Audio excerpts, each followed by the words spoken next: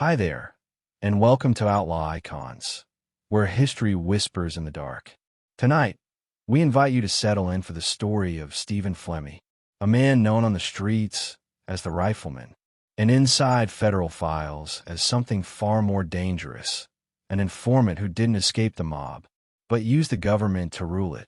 He wasn't the loudest gangster in Boston. He wasn't the face in the headlines. He didn't need to be.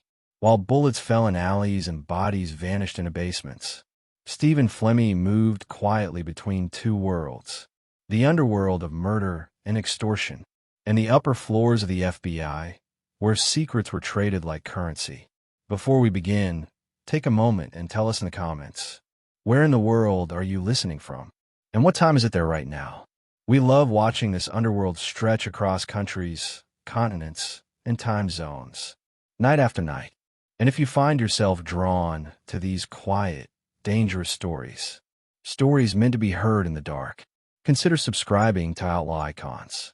It helps this channel grow and ensures you never miss a descent into the shadows. Now, take a slow, deep breath. Let the noise of the day fade away. Let the streets of Boston grow quiet, and prepare to enter a story where the law looked the other way, and silence became the deadliest weapon of all. This is Outlaw Icons, your sleepy dawn. Chapter 1, South Boston before the storm. The body lay face down in the alley behind the triple-decker, half hidden by trash barrels and shadow, the city already pretending it hadn't noticed. Sirens wailed somewhere far off. Not for him. Never for him. In Boston, bodies like this were punctuation marks, not headlines. A period at the end of a sentence nobody bothered to read twice. This was the rhythm of the city long before anyone wrote Stephen Flemmi's name into an FBI file. Long before he learned how silence could be sharpened into a weapon. Post-war Boston breathed differently than the cities to its south. New York rose upward, stacking power floor by floor, boss above boss, order enforced by ceremony and structure. Boston stayed low, hunched against the Atlantic wind, its power buried in basements, back rooms, and alleyways like this one. The streets remembered grudges. Neighborhoods drew borders the way countries did before maps were agreed upon. Cross the wrong block, say the wrong name, drink in the wrong bar, and the city corrected you quickly, sometimes permanently. South Boston was its own country. Flags were invisible, but everyone knew where they flew. Irish faces dominated the stoops, the bars, the union halls. Names were passed down like weapons, sharpened by stories and old resentments. The war had sent men overseas and brought some of them back broken, others hardened, and a few hungry for control in a world that had learned how easily life could be taken. The kids who grew up watching those men learned early that strength mattered, but loyalty mattered more. And that fear was a language spoken fluently on every corner. Roxbury sat close enough to feel the heat and far enough to feel the pressure. Italian families clustered together, tight and watchful, carrying old-world rules across the ocean like heirlooms wrapped in cloth. Respect was currency. Disrespect was debt, and debts were always collected. These streets didn't believe in clean lines between right and wrong. They believed in survival, in doing what was necessary, and never apologizing for it. Stephen Flemmi was born into this city in 1934, when Boston still smelled like coal smoke and salt water and sweat. His childhood didn't arrive gently. It arrived loud, crowded, and unforgiving. Walls were thin. Voices carried. Arguments didn't stop when children entered the room. They simply changed tone. Flemmi learned early how to listen without reacting, how to stand still while tension moved around him like electricity. Silence, he discovered, made people underestimate you. Silence let them talk. The streets were classrooms. Lessons came without warning. You learned which men carried knives even when their hands were empty. You learned which smiles were invitations and which were traps. Flemmi watched how older boys earned respect, not by bragging, but by showing up when things turned ugly. He learned that violence wasn't chaos. It was communication, a message delivered quickly and without emotion. The boys who survived longest were the ones who didn't enjoy too much. Boston's criminal world didn't wear suits or hold formal meetings with scripted rituals. It didn't need to. Power here moved like a tide, pulling and releasing, guided by instinct more than structure. There were leaders, but they ruled by fear and favor, not titles. Crews formed around personalities, not hierarchies. Loyalty shifted with opportunity. Violence kept everything balanced, like shaking a machine to keep it running. The divide between Irish and Italian crews wasn't theoretical. It was lived. It was personal. Bars belonged to one side or the other. Bookmaking routes followed invisible lines. Even funerals could become declarations of territory.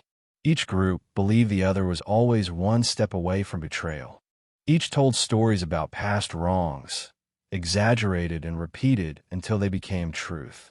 Flemmi grew up absorbing this atmosphere, understanding that identity wasn't just who you were, but where you stood when trouble started. By the time he was old enough to understand crime already understood him. He wasn't loud. He wasn't reckless. He didn't chase attention. Those traits made him dangerous. While others tested themselves in public, Flemmi stayed close to the walls, watching patterns, memorizing habits. He noticed who talked too much and who never spoke at all. He learned that the men who lasted weren't the toughest. They were the ones who knew when to disappear. The Winter Hill Gang hadn't yet become a name spoken in courtrooms or newspapers, but its roots were already sinking deep. It grew out of proximity and necessity. Men from different backgrounds, united by profit and mutual enemies, doing business because the streets demanded it. Winter Hill wasn't about bloodlines or tradition. It was about results, about who could make money, keep order, and remove obstacles without drawing heat. It thrived because Boston allowed it to thrive, because the city was too fragmented, too divided to stop it. Young men watched older ones come home with money they didn't earn at factories or docks. They saw how police attention drifted elsewhere when certain doors opened. They saw how fear could clear a room faster than authority. Flemmi saw all of it and kept it stored away, like tools he might need later. He didn't rush. He understood that patience was its own kind of aggression. In Boston, crime wasn't organized like a pyramid. It was a knot. Pull one thread and the whole thing tightened. Everyone was connected by favors, grudges, shared secrets. If New York was a corporation, Boston was a family argument that never ended. This made it unpredictable. It made it violent. It made it perfect for men who understood how to move quietly through chaos. Flemmi's generation came of age in a city still shaking off the war, still unsure what peace was supposed to look like. Jobs were scarce. Pride was not. Men carried themselves like they were still under fire. Boys learned that weakness invited correction. Flemmi didn't look for fights, but he didn't avoid them either. He treated conflict like weather, something to be endured, navigated, survived. By his teenage years, he had already learned how to make himself useful, not by leading, but by following precisely, by doing unpleasant tasks without complaint, by keeping his mouth shut. Older men noticed. They always did. Trust in this world wasn't given. It was observed. Flemmi didn't need to be told the rules. He absorbed them. Respect the chain. Never talk to outsiders. Never assume protection lasts forever. The Irish crews watched the Italian neighborhoods closely. The Italians did the same. Each side believed the other was always gaining ground. Rumors moved faster than facts. A look became an insult. A misunderstanding became a beating. A beating became a killing. Flemmi learned that escalation was rarely planned. It happened because nobody wanted to look weak. Pride filled the gaps where reason should have lived. As the city hardened, so did its children. Flemmi learned that fear didn't have to be loud. It could be quiet. It could sit beside you at a bar and never touch its drink. It could stand behind you without making a sound. He learned that the men who survived longest were the ones who didn't announce themselves, the ones who let others step forward first. South Boston and Roxbury pressed against each other like tectonic plates, building pressure slowly. Everyone felt it. Nobody could name it. The police walked their beats, aware but constrained, part of the same neighborhoods they were supposed to control. Some looked the other way. Some were afraid. Some understood that order in Boston didn't always come from a badge. The streets kept score. They remembered who owed whom. They never forgot. Flemmi watched men age overnight after crossing the wrong person. He watched funerals turn into recruitment drives. He watched children learn to stand still when arguments broke out, the same way he once had. The city was teaching its next generation exactly what it needed from them. By the time Stephen Flemmi stepped fully into the criminal world, the storm was already forming. He didn't cause it. He didn't rush it. He simply learned how to move within it, quietly, efficiently, with an understanding that in Boston, survival didn't belong to the loudest voice in the room. It belonged to the one who spoke last. And somewhere behind closed doors, far from the alleys and triple-deckers, another world was beginning to notice the violence, the patterns, the names that kept surfacing and disappearing. Men in suits were starting to ask questions, not knowing yet that the quiet ones were already listening. The city held its breath, and Stephen Flemmi was just getting started. Chapter 2. A Criminal by Blood and Street. The first time Stephen Flemmi understood that violence could arrive without warning, it didn't come with shouting or chaos. It came quietly, like a door closing too softly. A man went down in the street one winter afternoon, blood darkening the slush near the curb, and nobody screamed. People looked, then looked away. Windows stayed shut. The city absorbed it and kept moving. That was the lesson. In Boston, danger didn't announce itself. It waited until you stopped paying attention. Flemmi grew up in a house where silence meant more than words. Conversations ended when certain names were spoken. Arguments stopped when footsteps approached. He learned early that adults didn't always explain things because explanations could get you hurt. His father carried himself like a man who had already chosen his side in the world. There was no fantasy about respectability, no illusion of upward movement through honest work. Survival came first. Everything else followed. Blood mattered in Boston, but not the way outsiders imagined. It wasn't about family trees or old country honor alone. It was about inheritance of behavior, about watching how a man handled himself when things went wrong. Flemmi watched closely. He learned that reputation was built not through grand gestures, but through consistency, showing up, following through, never flinching when pressure tightened. As a boy, he didn't dream about becoming anything. Dreams were luxuries for people who believed in futures. Flemmi lived in the present tense. He watched the men who came and went, who lasted and who disappeared. He noticed patterns. The men who talked the most didn't last long. The men who laughed loudly tended to end up in trouble. The quiet ones moved pieces without being seen. School was an obligation, not an opportunity. Flemmi understood quickly that classrooms didn't prepare you for the street. Teachers spoke about rules that didn't apply once the bell rang. Outside, rules were enforced immediately. There were no appeals, no explanations. You learned by making mistakes, and mistakes left marks, sometimes on your face, sometimes deeper. By his early teens, Flemmi had already developed a reputation for being dependable, not friendly, not popular, dependable. He ran errands without asking questions. He delivered messages without reading them. He stood watch without getting bored. These were small things, but in that world, small things were how trust was built.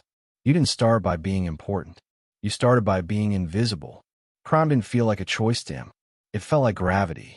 He drifted into it because everything around him pulled in the same direction.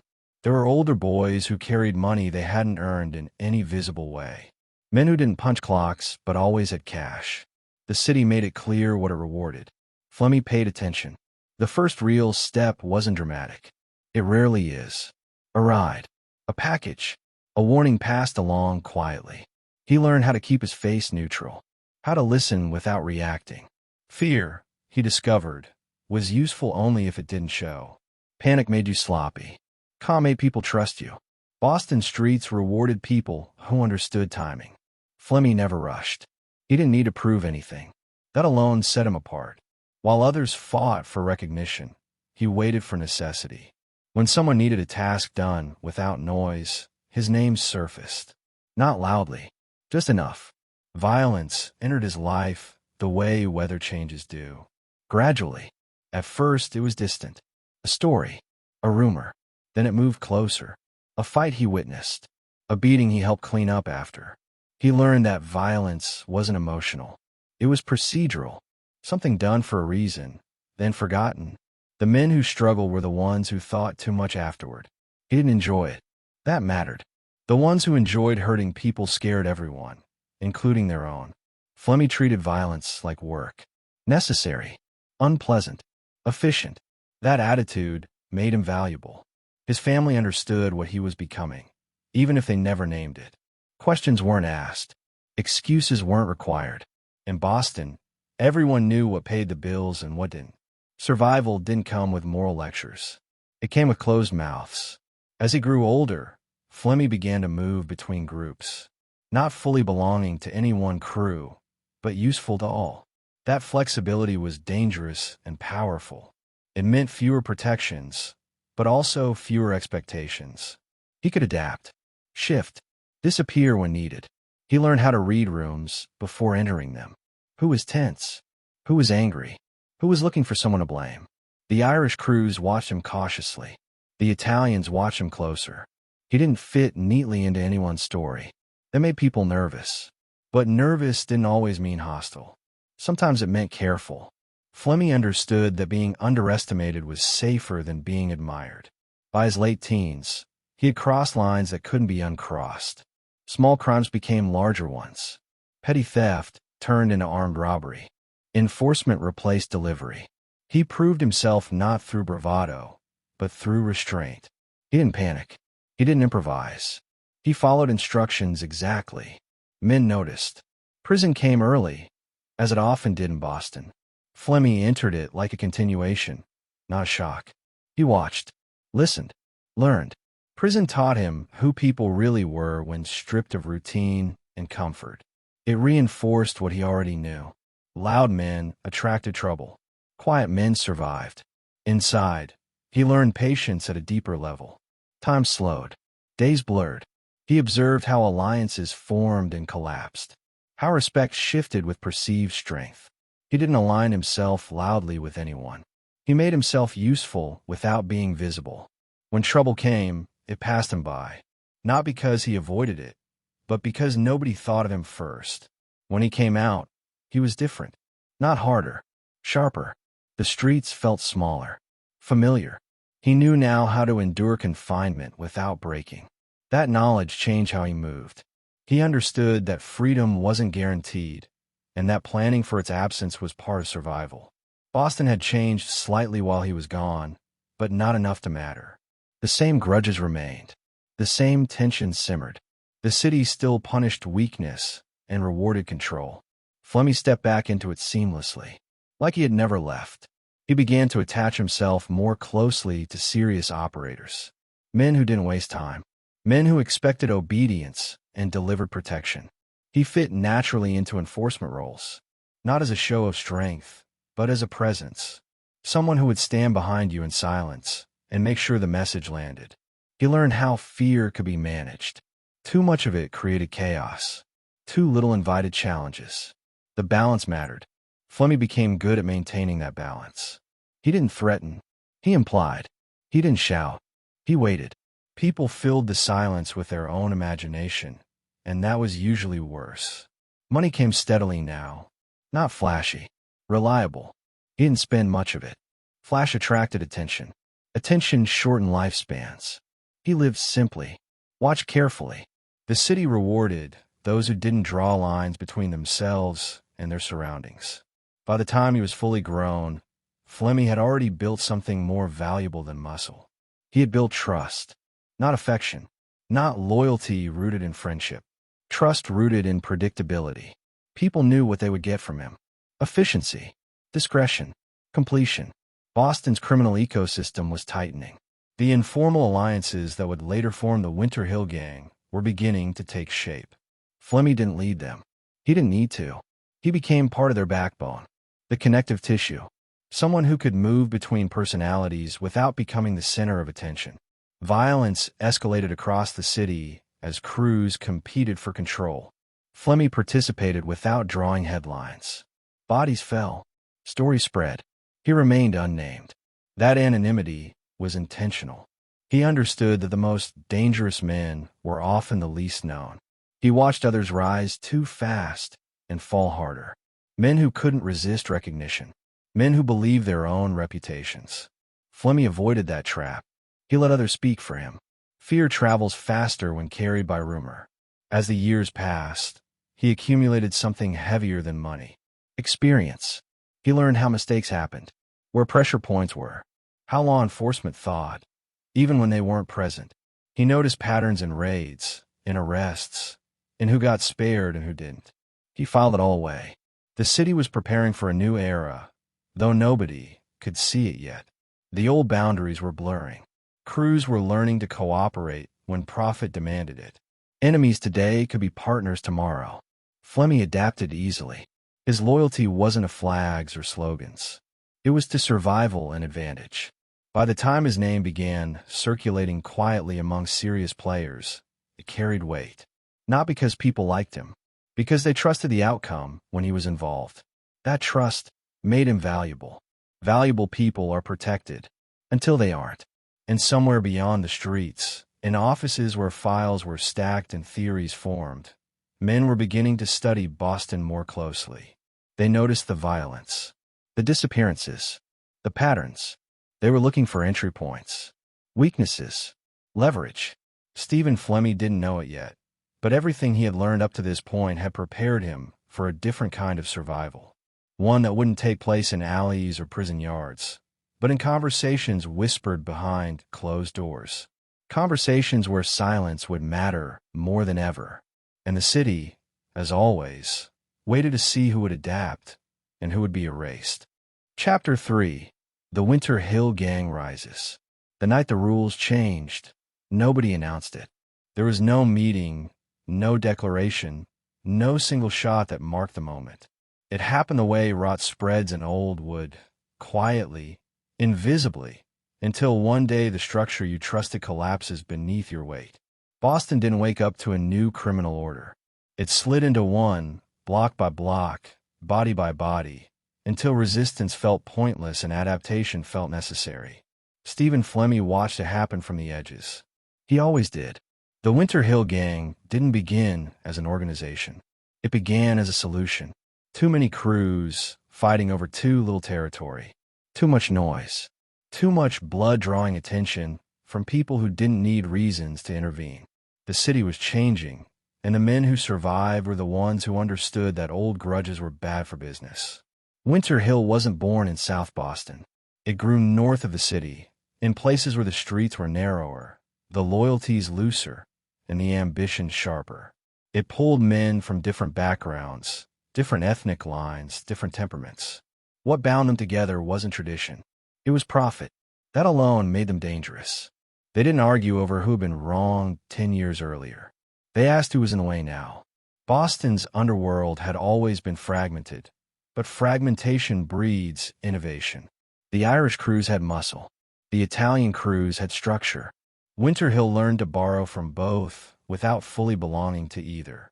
That flexibility allowed it to move where others couldn't, to operate in spaces that were previously off limits, to make deals without needing permission. Flemmi recognized a shift before many others did. He could feel it in the way conversations changed. Less emotion, more calculation. Men spoke about territory the way businessmen spoke about markets. Violence became strategic rather than reactive, a tool instead of an impulse. This suited him perfectly. He wasn't a founder. He didn't need to be. He became something more useful, a stabilizer, a man who could enforce decisions without complicating them.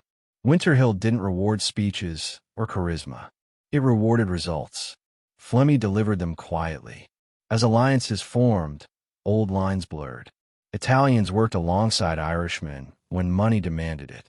Distrust didn't disappear. It was managed, like a loaded weapon kept on the table, acknowledged but not touched unless necessary. Flemmi navigated these tensions with care. He didn't pretend unity existed.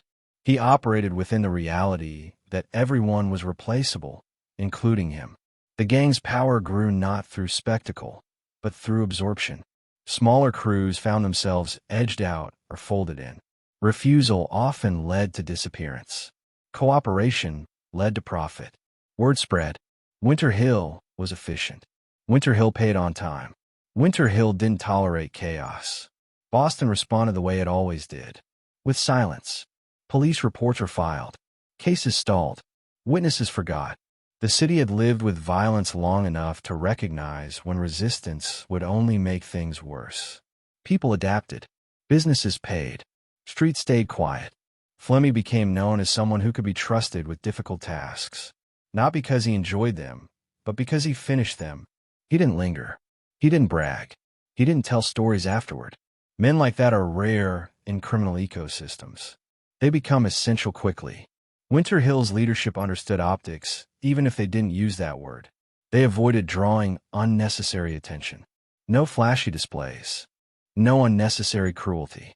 When violence happened, it happened quickly, decisively, and without witnesses. Flemmi's role fit neatly into that philosophy. As money flowed, so did influence. Gambling expanded. Loan sharking became more organized. Protection rackets tightened their grip. Winter Hill didn't invent these operations. It refined them. It reduced friction. It eliminated inefficiency. Flemmi watched how systems formed and learned how to move within them without disrupting flow. The Irish-Italian divide never disappeared. It evolved. Winter Hill treated it like weather. Something to account for, not something to fight against directly. Flemmi understood that identity still mattered, even when profit was the primary language. He respected boundaries publicly and ignored them privately when necessary. Fear became quieter. Instead of open threats, there were reminders. A car idling too long outside a house. A message delivered without context. A sudden absence where someone used to be. People filled in the blanks themselves. Flemmi understood that imagination was a powerful ally. He began to see how power attracted attention from unexpected places. Politicians, union leaders, business owners, people who didn't consider themselves criminals but benefited from stability. Winter Hill provided that stability. At a cost. Flemmi saw how legitimacy and illegality bled into each other until separating them felt pointless. As Winter Hill grew, so did internal pressure. Ambition doesn't disappear just because it's redirected. Men wanted more. More territory. More recognition. More insulation from consequences. Flemmi watched carefully. He knew that internal conflict destroyed more organizations than external threats.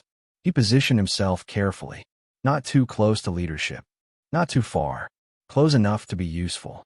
Far enough to survive shifts. He didn't take sides publicly. He listened. He waited. When decisions were made, he executed them without commentary. Violence escalated when necessary. A challenge here. A message there. Winter Hill didn't tolerate prolonged disputes. Prolonged disputes attracted attention. Flemmi became part of the mechanism that resolved them. Efficiently. Quietly. Permanently. Boston's law enforcement felt the change without fully understanding it. Crime didn't disappear. It became cleaner. More disciplined. Harder to penetrate. Informants dried up. Witnesses recanted. Cases unraveled. Officers suspected coordination, but couldn't prove it. Flemmi noticed patterns in police behavior. He always did. He saw which neighborhoods were watched closely and which were ignored. He learned response times. He learned which officers were ambitious and which were tired. He didn't act on this knowledge yet. He stored it. Winter Hill's reach extended beyond Boston. Connections formed. Information traveled. Flemmi learned that power wasn't just about controlling streets. It was about controlling narratives. About deciding which stories spread and which disappeared. He watched as men less careful than him began to believe in their own invincibility. They mistook stability for immunity. Flemmi didn't make that mistake. He had seen too many confident men vanish. He understood that every system eventually attracted scrutiny. The gang's success bred paranoia. Necessary paranoia. Trust was functional, not emotional. Flemmi respected that. He never assumed protection was permanent. He planned for contingency. For disappearance. For betrayal. As Winter Hill solidified its position, Flemmi's role deepened. He was no longer just an enforcer. He became an advisor, a voice people listened to when decisions carried risk. He spoke rarely. When he did, it was measured. He didn't argue. He framed outcomes. Boston's criminal landscape was now something different. Less chaotic. More dangerous. Violence didn't spike. It sharpened. Flemmi moved through it like someone who had been waiting his whole life for this kind of order. But order creates records. Patterns. Trails. Somewhere beyond the city, people were noticing. Analysts. Federal agents. Men whose careers depended on disrupting systems like this. They didn't know names yet. They knew shapes. Structures. Gaps. Flemmi felt the pressure begin to change. Not increase. Change. Like air before a storm. He didn't know where it would break, only that it would. He adjusted accordingly. Less exposure. Fewer conversations. More listening. Winter Hill continued to rise.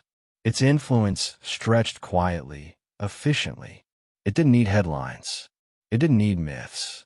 It had control, and control was enough. Stephen Flemmi stood at the center of this rising machine without ever appearing to lead it. He had become something rarer than a boss. He had become indispensable, and history has a way of punishing indispensable men first. Chapter 4. The FBI's Desperation. The war didn't begin with gunfire. It began with frustration, with files stacked too high, names circled too many times, and investigations that never seemed to land where they were aimed. Somewhere in a federal office far from the alleys of Boston, men in suits stared at maps and photographs and felt something dangerously close to defeat. Organized crime in New England wasn't behaving the way the manuals said it should. It didn't follow clean hierarchies. It didn't leave neat trails. It didn't collapse when pressure was applied. It absorbed pressure and adjusted. For decades, the Bureau had studied the Italian Mafia as if it were a machine. Identify the boss. Remove the boss. Watch the structure crumble. That approach worked better in cities like New York, where power was layered and ceremonial, where meetings followed tradition and promotion followed ritual. Boston refused to cooperate with that theory. Its criminal world was fluid. Power shifted sideways as often as it moved up. Kill one man, and two others stepped quietly into place, neither claiming the title, both exercising control. Federal agents stationed in Boston felt it every day. Cases stalled. Witnesses vanished. Evidence degraded before it reached a courtroom. Informants dried up or were discovered and silenced with frightening efficiency. The streets were talking to each other faster than the Bureau could listen. That imbalance gnawed at careers, at pride, at the belief that order could be imposed from the outside. The Italian mob remained the official target. Files thick with names and family trees traced back to old country lineages. Patriarchs, underbosses, capos. The structure made sense on paper, but every time agents moved in, something slipped through their fingers. Raids came up light. Arrests led nowhere. Charges dissolved. It felt like fighting smoke. What the Bureau didn't fully appreciate yet was that Boston's criminal gravity wasn't centered where they thought it was. The Irish crews, the independent operators, the hybrid alliances forming north of the city didn't fit the Mafia model. They weren't bound by tradition or ceremony. They didn't care about recognition. They cared about control and survival. Inside the FBI, pressure moved downward. Supervisors wanted results. Washington wanted headlines. Careers were built on dismantling organizations, not studying them indefinitely. Failure wasn't an option, but success felt unreachable. That kind of pressure changes people. It narrows their moral vision. It makes compromises feel temporary, necessary, even noble. Someone suggested a different approach, quietly at first, then more openly. If the structure couldn't be attacked from the outside, maybe it could be hollowed out from within. Informants weren't new. The Bureau had always used them. Low-level criminals looking to save themselves.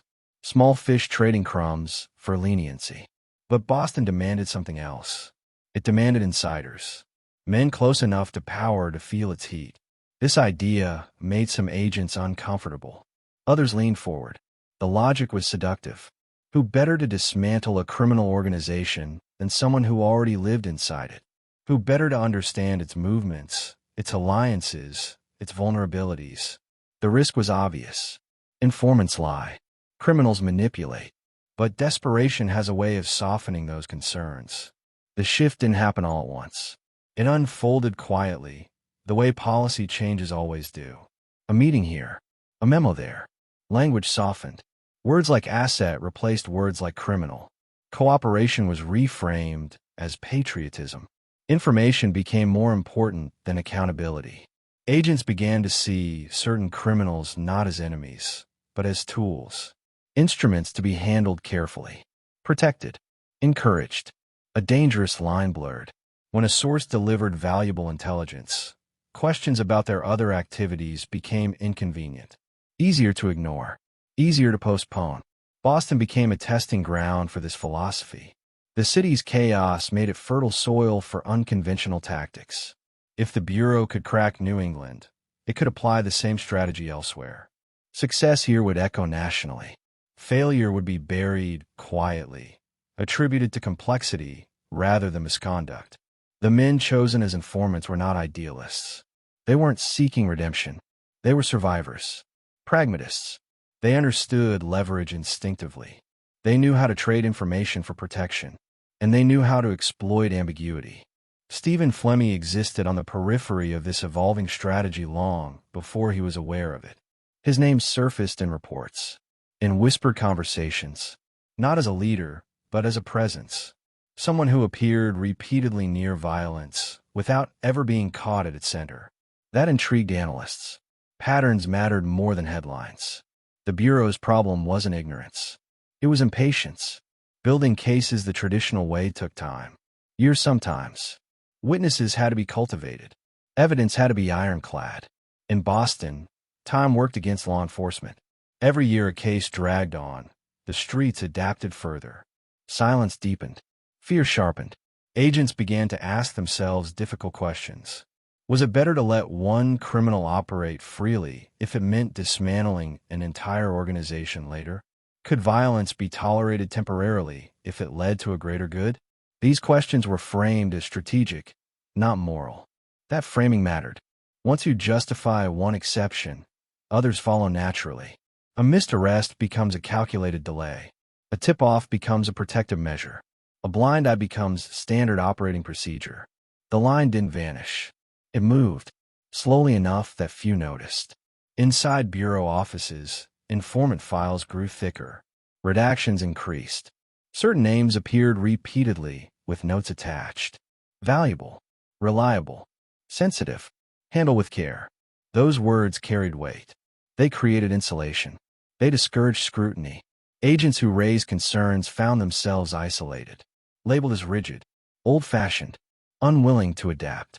Careers stalled quietly that way. The Bureau rewarded results, not hesitation. And results, however defined, began to appear. Italian Mafia figures were arrested, indicted, convicted. Headlines followed. Washington nodded approvingly. Success validated strategy. Few asked how those successes were achieved, or what collateral damage was accepted along the way. Boston streets noticed the change immediately. Certain people stopped getting arrested. Certain operations ran uninterrupted. Whispers spread. Protection was being offered, though nobody could prove it. The idea alone altered behavior. Criminals became bolder, more confident. They adjusted risk calculations. Stephen Flemmi watched all of this from within his world, sensing a shift he couldn't yet name. He noticed who walked free after sweeps. Who got warned? Who seemed untouchable? He filed away like everything else. Knowledge without action is still power. The Bureau believed it was steering events. In truth, it was entering a negotiation it didn't fully understand. Informants don't simply provide information. They shape it. They decide what to reveal and what to conceal. They don't lie outright. They curate reality. Boston's criminal ecosystem thrived on that kind of manipulation. Flemmi and men like him were already experts at reading leverage. The Bureau was learning a new language, but it was doing so from people who spoke it fluently and had no intention of teaching it honestly. As cooperation deepened, the balance shifted further. Informants became protected not just from prosecution, but from consequence. When violence occurred, it was reframed as unavoidable. When rivals disappeared, it was chalked up to internal disputes. Plausible deniability became policy. The men running these informant programs told themselves stories to sleep at night. That the information saved lives. That it prevented larger wars. That temporary darkness was necessary to achieve lasting order. Those stories hardened into belief. Stephen Flemmi would eventually step directly into this arrangement. But even before that moment, he was shaped by it. The city around him was being quietly rewritten by federal hands that believed they were restoring control. They didn't see that they were empowering a different kind of order. Desperation has a scent. It's sharp, metallic. It makes people move faster than they should. The Bureau was desperate to win. And desperation rarely asks what comes after victory. The streets continued to kill. Bodies continued to vanish. Families continued to grieve quietly. Those outcomes were logged, but not emphasized. They complicated the narrative. Better to focus on charts and indictments and cleared cases. Stephen Flemmi stood at the intersection of these forces without yet realizing how central he would become. He understood power. He understood silence. He understood that protection, once offered, was never free. It demanded payment, information, loyalty, obedience. And somewhere in the machinery of federal law enforcement, a door was opening that should have remained closed. A door that would blur the line between hunter and hunted so completely that no one would remember who crossed it first. Boston didn't know it yet, but the storm it feared wasn't coming from the streets. It was coming from the compromise made in offices far above them. Chapter 5, Becoming the Informant. The first conversation that mattered didn't happen in a bar or a back room. It happened in a place designed to feel ordinary. Fluorescent lights, neutral walls, chairs meant to discourage comfort. Stephen Flemmi sat still, hands folded, listening more than speaking, the way he always did when the stakes were unclear. Across from him, voices stayed calm, professional, practiced. This wasn't an arrest. It wasn't a threat. It was an invitation disguised as concern. He understood the shift immediately. Nobody talks this softly unless they want something. Nobody offers coffee unless they're trying to lower your guard. Flemmi didn't reach for the cup. He let the silence stretch. Silence was his native language. It made other people uncomfortable. It made them fill space they shouldn't. They spoke about safety, about choices, about futures that could be shortened suddenly if certain paths weren't reconsidered. They spoke in abstractions, never naming consequences directly. Flemmi listened and measured. This wasn't law enforcement as he knew it. This was negotiation. Boston streets had taught him one thing above all else. Every relationship is transactional. The mistake people make is pretending otherwise. He didn't flinch when the word cooperation finally surfaced. He had been expecting it. You don't survive as long as he had without realizing that eventually, everyone is asked to trade something. They framed it as an opportunity, a chance to clean things up, to provide information that could prevent violence. Flemmi almost smiled at that. Violence wasn't prevented in Boston. It was redirected, managed. He knew the difference. He wondered if they did. He didn't answer immediately. He never did. He asked questions instead.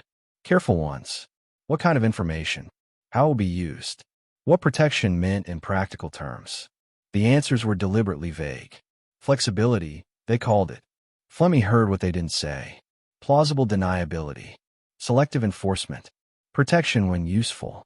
He had learned long ago that people in power believe their intentions matter more than outcomes. That belief makes them predictable.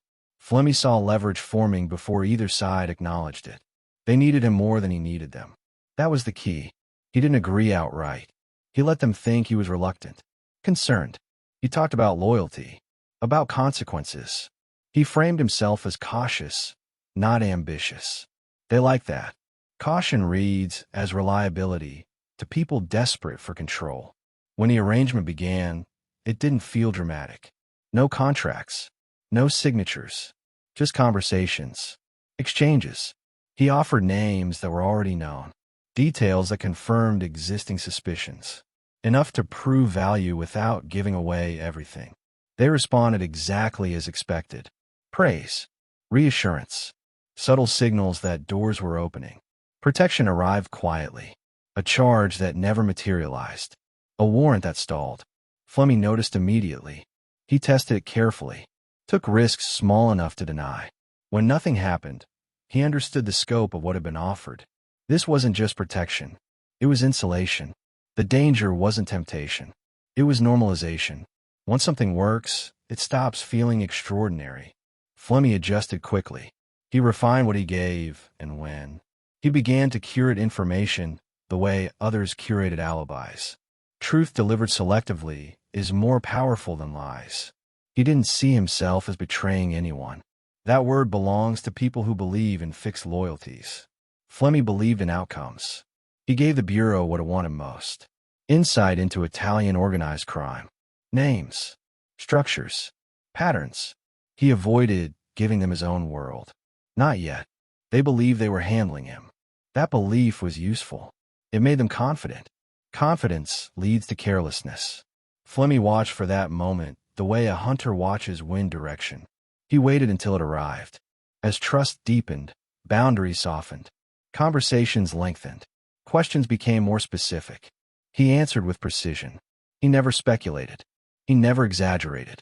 That made his information feel clean. Reliable. When he didn't know something, he said so.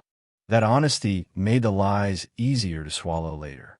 The Bureau rewarded him in ways they never wrote down. Warnings. Quiet interventions. Situations that resolved themselves before becoming problems. Flemmi understood the cost immediately. He was no longer just a criminal. He was an asset. Assets are maintained. He used that status carefully. Never flaunted it. Never relied on it publicly. Protection that's visible becomes a liability. He kept his head down and his operations quiet. When violence happened, it happened at a distance.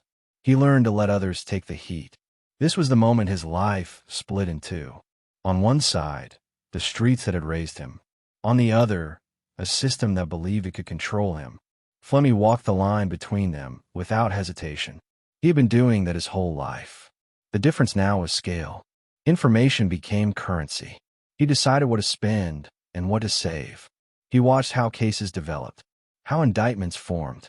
He learned which details mattered to prosecutors and which disappeared into footnotes. He adjusted accordingly. The Bureau told itself a story. That Flemmi was a means to an end. That once the Italian mob was dismantled, the arrangement could be reevaluated. They didn't say that part out loud. They didn't need to. Flemmi heard it anyway. He gave them just enough to keep the focus elsewhere. Rivals weakened. Enemies disappeared. He didn't ask for those outcomes. He allowed them. There's a difference. Plausible deniability works both ways. As months turned into years, the relationship hardened. What began as cooperation became dependency. Agents relied on him for clarity, for confirmation, for warnings. That reliance dulled skepticism. Flemmi noticed when questions stopped being challenged. That was the turning point. He began shaping narratives, steering attention, suggesting priorities without issuing directives. The Bureau believed it was acting independently. That belief was essential. Flemmi never corrected it. His position in Boston's underworld changed subtly. He became bolder, not in behavior, but in confidence. He knew which lines could be crossed safely, which couldn't. He became harder to touch. Others noticed. Rumors spread. Some speculated. Most stayed quiet. Fear thrives on uncertainty. Violence continued, but its direction shifted. Flemmi learned how to weaponize information indirectly. A hint here, an omission there. Law enforcement pressure fell on certain people at convenient times. He didn't need to pull triggers. He moved pieces. The moral calculus never troubled him. That kind of thinking belongs to people who believe systems are fair. Flemmi believed systems were tools. Tools are used, or they are replaced. There are moments of risk, close calls, times when scrutiny tightened unexpectedly. He handled them the way he always had, calmly. He never panicked. Panic attracts attention. Attention shortens careers. The Bureau told itself it was winning. Arrests mounted. Charts looked good. Careers advanced. Flemmi watched agents get promoted off information he provided. He felt no resentment. That was the deal. Everyone gets paid in different ways. He understood the danger of overconfidence. He never assumed protection was permanent. He planned for collapse, for exposure. He built layers, distance, fallbacks. He was still a criminal. He never forgot that. As his usefulness grew, so did the crimes he was shielded from. This was the quiet truth nobody wanted to articulate. The arrangement wasn't freezing his criminal life. It was enabling it. Flemmi knew. The Bureau suspected. Neither side pressed the issue. Boston streets felt the impact, even if they couldn't name it. Certain people moved freely. Certain cases went nowhere. Violence seemed to rearrange itself around invisible barriers. People adapted. They always do. Flemmi had become something unprecedented in Boston. A man protected by the law while breaking it. Not officially, not on paper, but in practice. That distinction mattered only to lawyers. He slept well, not because he felt justified, because he felt prepared. He had always known that survival meant making choices others wouldn't. This was simply the largest choice yet. And somewhere not far away, another figure was watching these same patterns, learning the same lessons. A man who understood power, fear, and silence just as well. Their paths had not yet crossed, but they were moving toward each other, quietly. Chapter 6. The Arrival of Whitey Bulger. The first time Stephen Flemmi heard the name, it wasn't spoken with admiration or fear. It was spoken carefully, like someone testing the weight of a word before letting it fall. Names in Boston carried history with them, and this one came with echoes. James Joseph Bulger. South Boston. Irish. Calculated. Ambitious. The kind of man who didn't rush into rooms because he expected the room to come to him. Their worlds had orbited each other for years without colliding. Flemmi knew the type. Every city produced them eventually. Men shaped by the same streets, hardened by the same silences, but driven by a hunger that never fully slept. Bulger had done time, learned patience the hard way. Prison had refined him, not broken him. He came out sharper, more disciplined, with a long memory and an even longer list of grudges. Boston was ready for him when he returned. The city always made space for men like that. Space carved out by fear and opportunity. South Boston was changing, and Bulger understood change better than most. He watched the old Irish structures crumble under their own weight, replaced by looser alliances and quieter deals. He saw Winter Hill consolidating power north of the city, operating with a pragmatism that appealed to him. Tradition bored him. Results did not. Flemmi noticed Bulger before Bulger noticed him. That was the nature of their eventual partnership. Flemmi watched patterns. Bulger created them. One observed. The other advanced. Their differences made them compatible long before either recognized it. Bulger didn't move like the men Flemmi was used to. He didn't rely on intimidation alone. He relied on memory, on reputation built through stories told and retold. He cultivated an image of loyalty to his neighborhood, of someone who took care of his own. That image mattered. It bought silence. It bought time. The Irish-Italian divide had softened, but never disappeared. Flemmi navigated it cautiously. Bulger challenged it openly, not through rhetoric, but through action. He made deals where deals made sense. He enforced boundaries where they didn't. He didn't seek approval from Italian crews. He sought leverage. Their first real interaction was unremarkable. A conversation that didn't last long. No introductions. No posturing. Just two men taking measure of each other.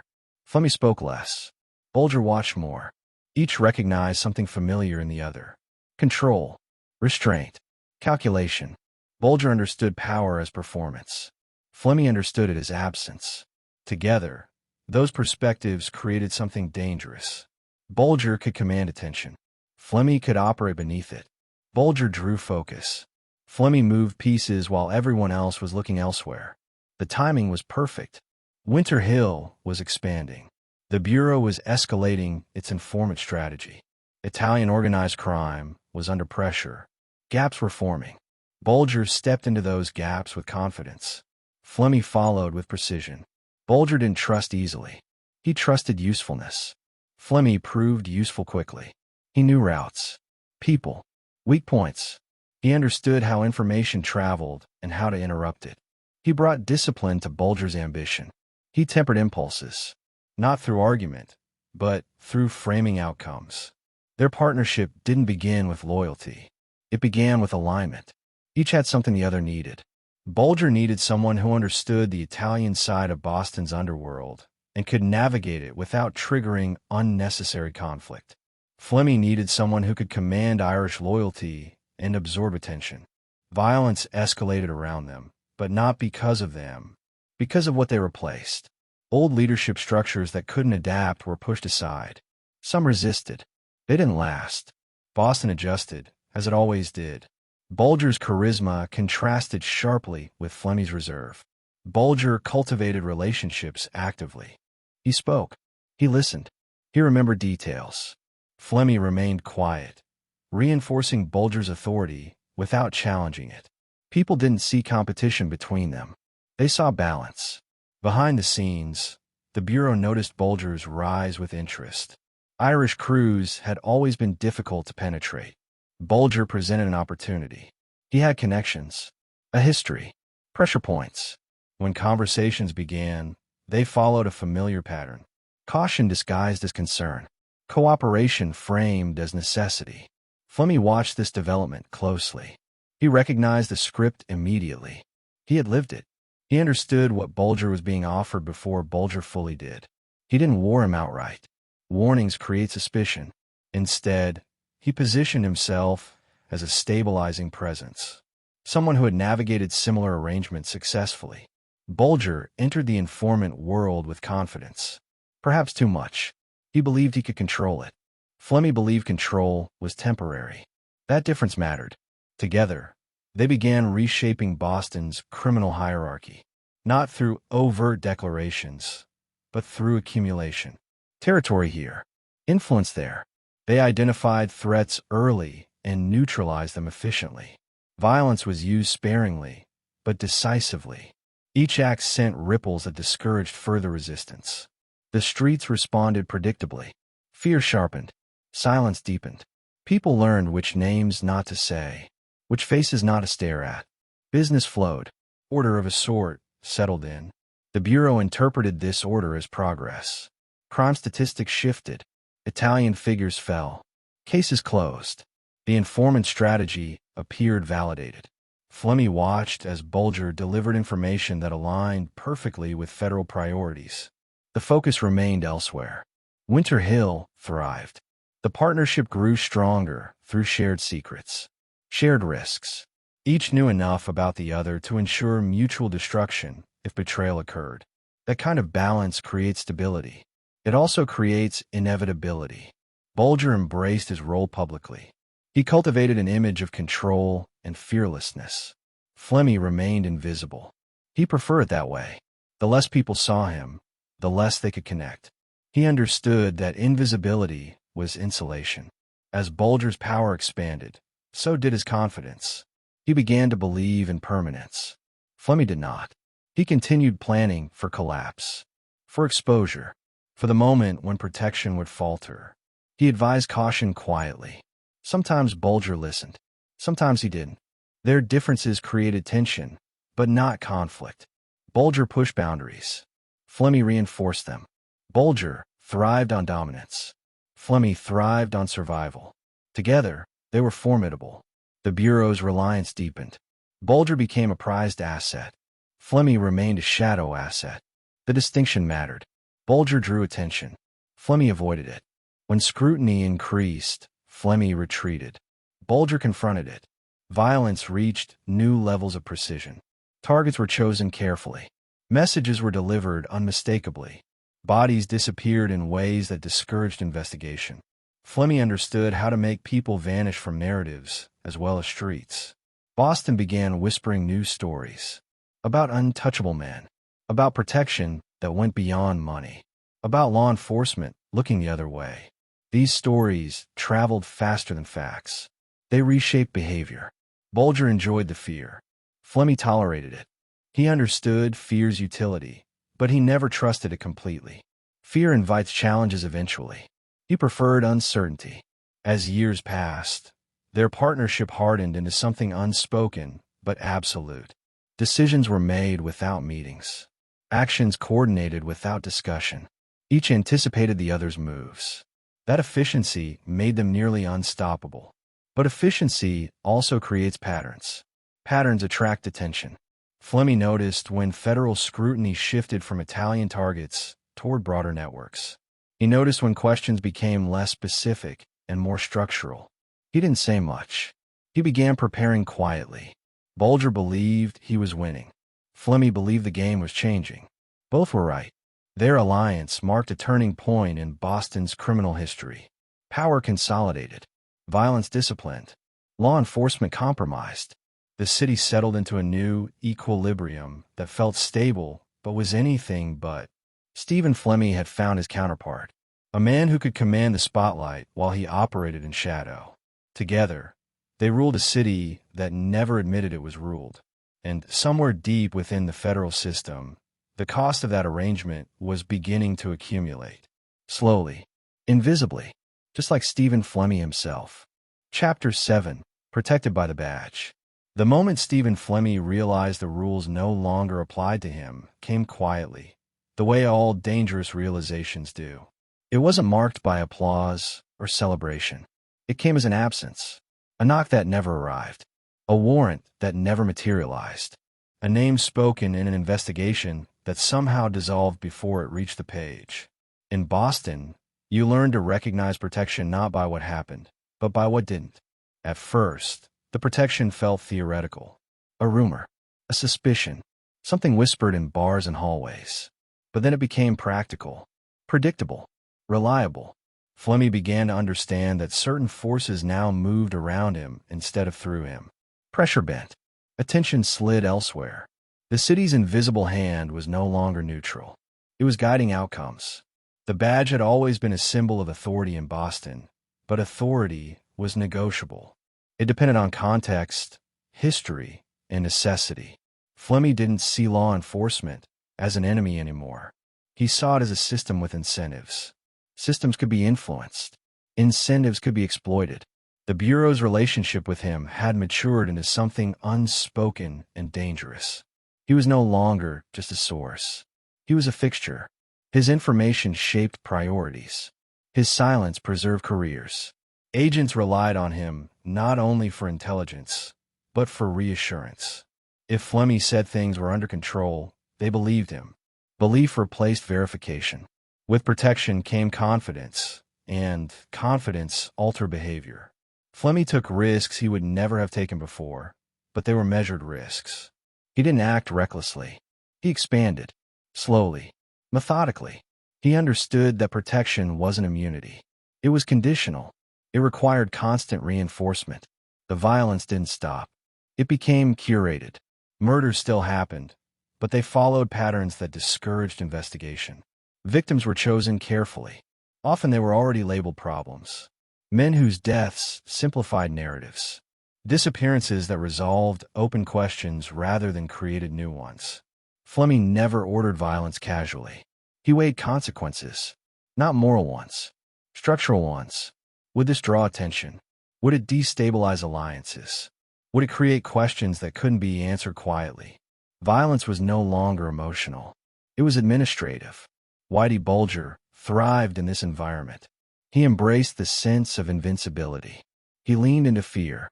He enjoyed the knowledge that law enforcement seemed to orbit him without touching. Flemmi watched this with caution. He understood hubris.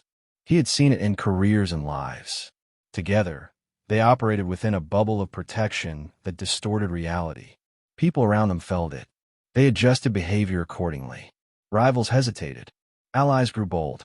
The streets learned quickly who was shielded and who wasn't.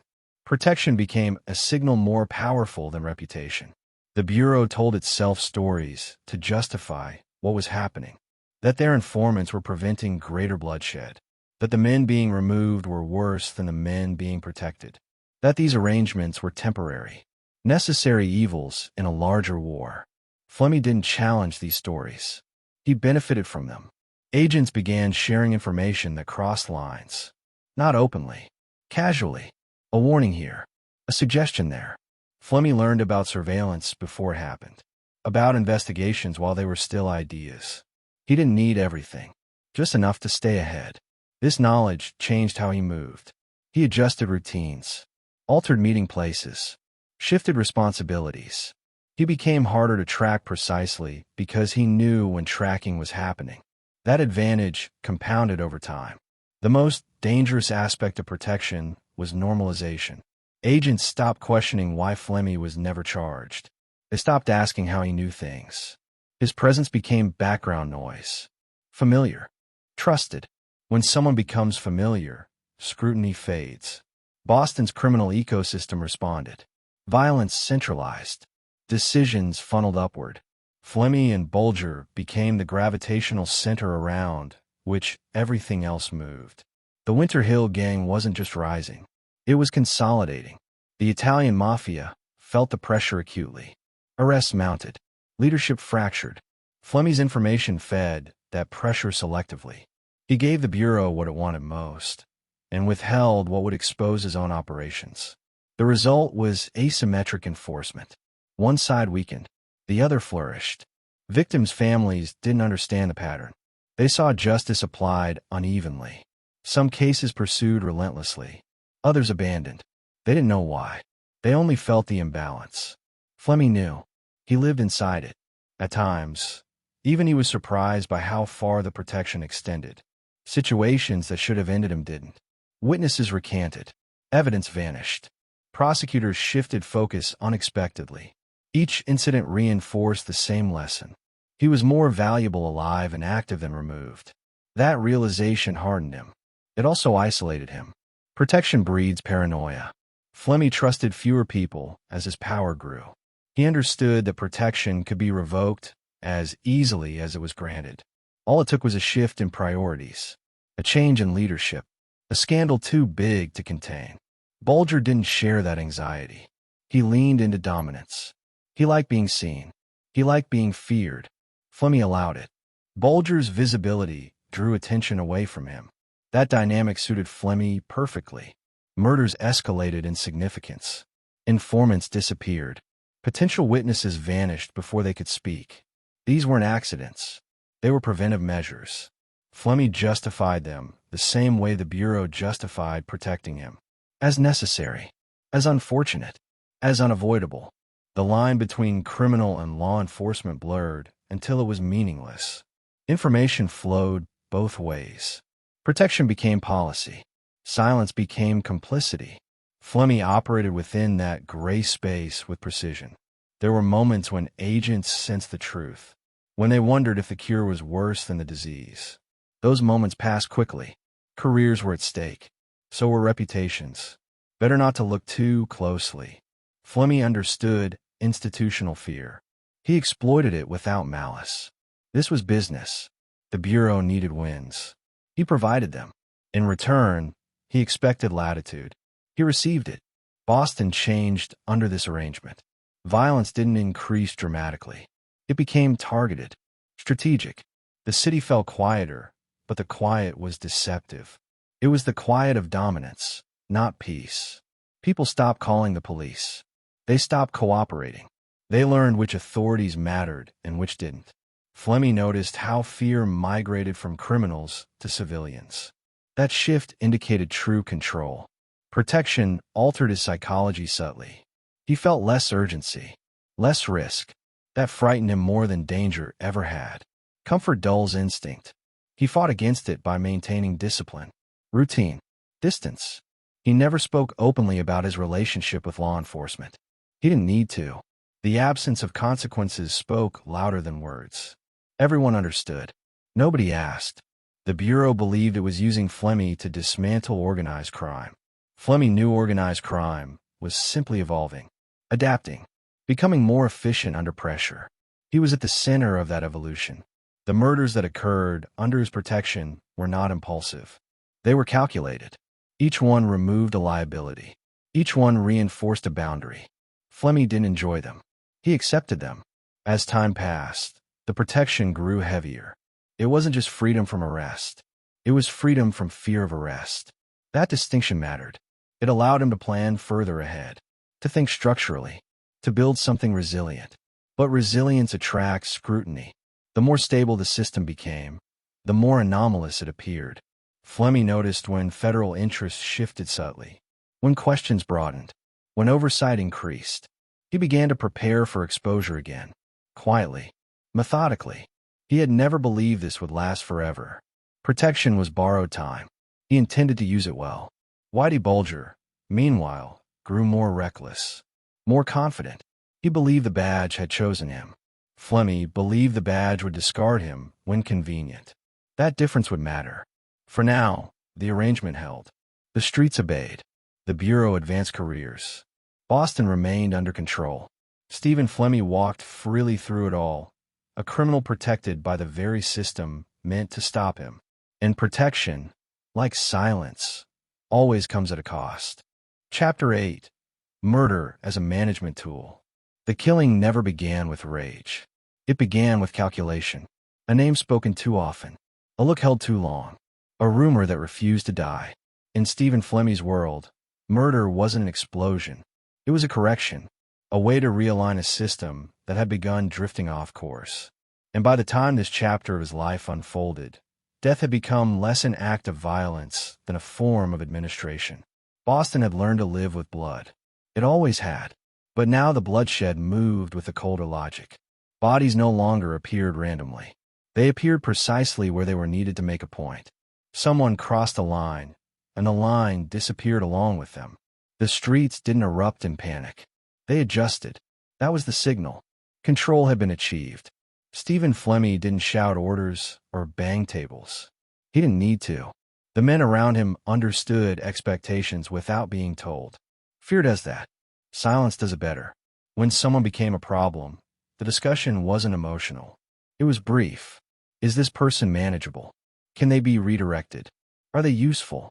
If the answer was no, the solution was final. The protection he enjoyed changed the calculus entirely. In another life, every violent act carried risk.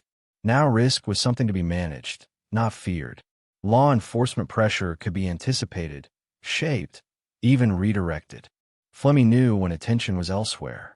He knew when investigations were stalled. He understood which deaths would generate noise and which would be quietly absorbed. Whitey Bulger embraced this era with enthusiasm. He believed violence was proof of dominance. Flemmi believed it was proof of failure. Violence, in his mind, meant something had already gone wrong. But once required, it had to be absolute. Half measures created survivors. Survivors talked. Together, they refined murder into a language. It spoke to rivals, allies, and subordinates simultaneously. Each killing carried meaning. A warning, a reminder, a boundary reinforced. Flemmi never saw himself as cruel. Cruelty implied pleasure. He felt none. What he felt was inevitability. Victims were often people who believed they were safe. Men who mistook familiarity for immunity. Associates who talked too freely. Informants who thought law enforcement would protect them. Flemmi understood betrayal better than most. He had built his entire life around managing it. The irony was never lost on him. Men were killed for cooperating with authorities, while he cooperated more deeply than anyone. The difference was permission, authority, protection. The system had decided which betrayals were acceptable. Flemmi operated within that decision without questioning it. Disposal became an art. Bodies vanished into places designed to erase them. Basements, quarries, shallow graves that would never be searched. Flemmi preferred certainty. He avoided methods that relied on chance. He wanted closure, permanence. Each disappearance tightened his grip on Boston's underworld. People learned to keep secrets even from themselves. They stopped asking questions. They stopped speculating. The city grew quieter, but the quiet was heavy. It pressed down on everyone. Law enforcement noticed patterns, but struggled to connect them. Victims often had criminal histories. Their deaths could be explained away as internal disputes. That explanation was convenient. It allowed files to be closed, resources to be redirected. Flemmi counted on that. The most chilling aspect of this period was how routine it became. Murder was discussed with the same detachment as logistics. Timing, location, witness exposure, cleanup. It lost its shock value. That frightened Flemmi more than anything else. Normalization dulls instinct. He compensated by staying distant. He didn't participate directly unless necessary. He delegated. He supervised. Distance preserved clarity. It allowed him to remain calm when others faltered. Whitey Bulger, by contrast, often involved himself personally. He enjoyed proximity to violence. It reinforced his self-image. Flemmi tolerated this, but never fully endorsed it. Visibility invites consequences. Flemmi believed in absence. Victims' families felt the consequences immediately. Sons vanished. Brothers stopped coming home. Questions went unanswered. Police shrugged. Files collected dust. Grief turned inward. Flemmi didn't see these families.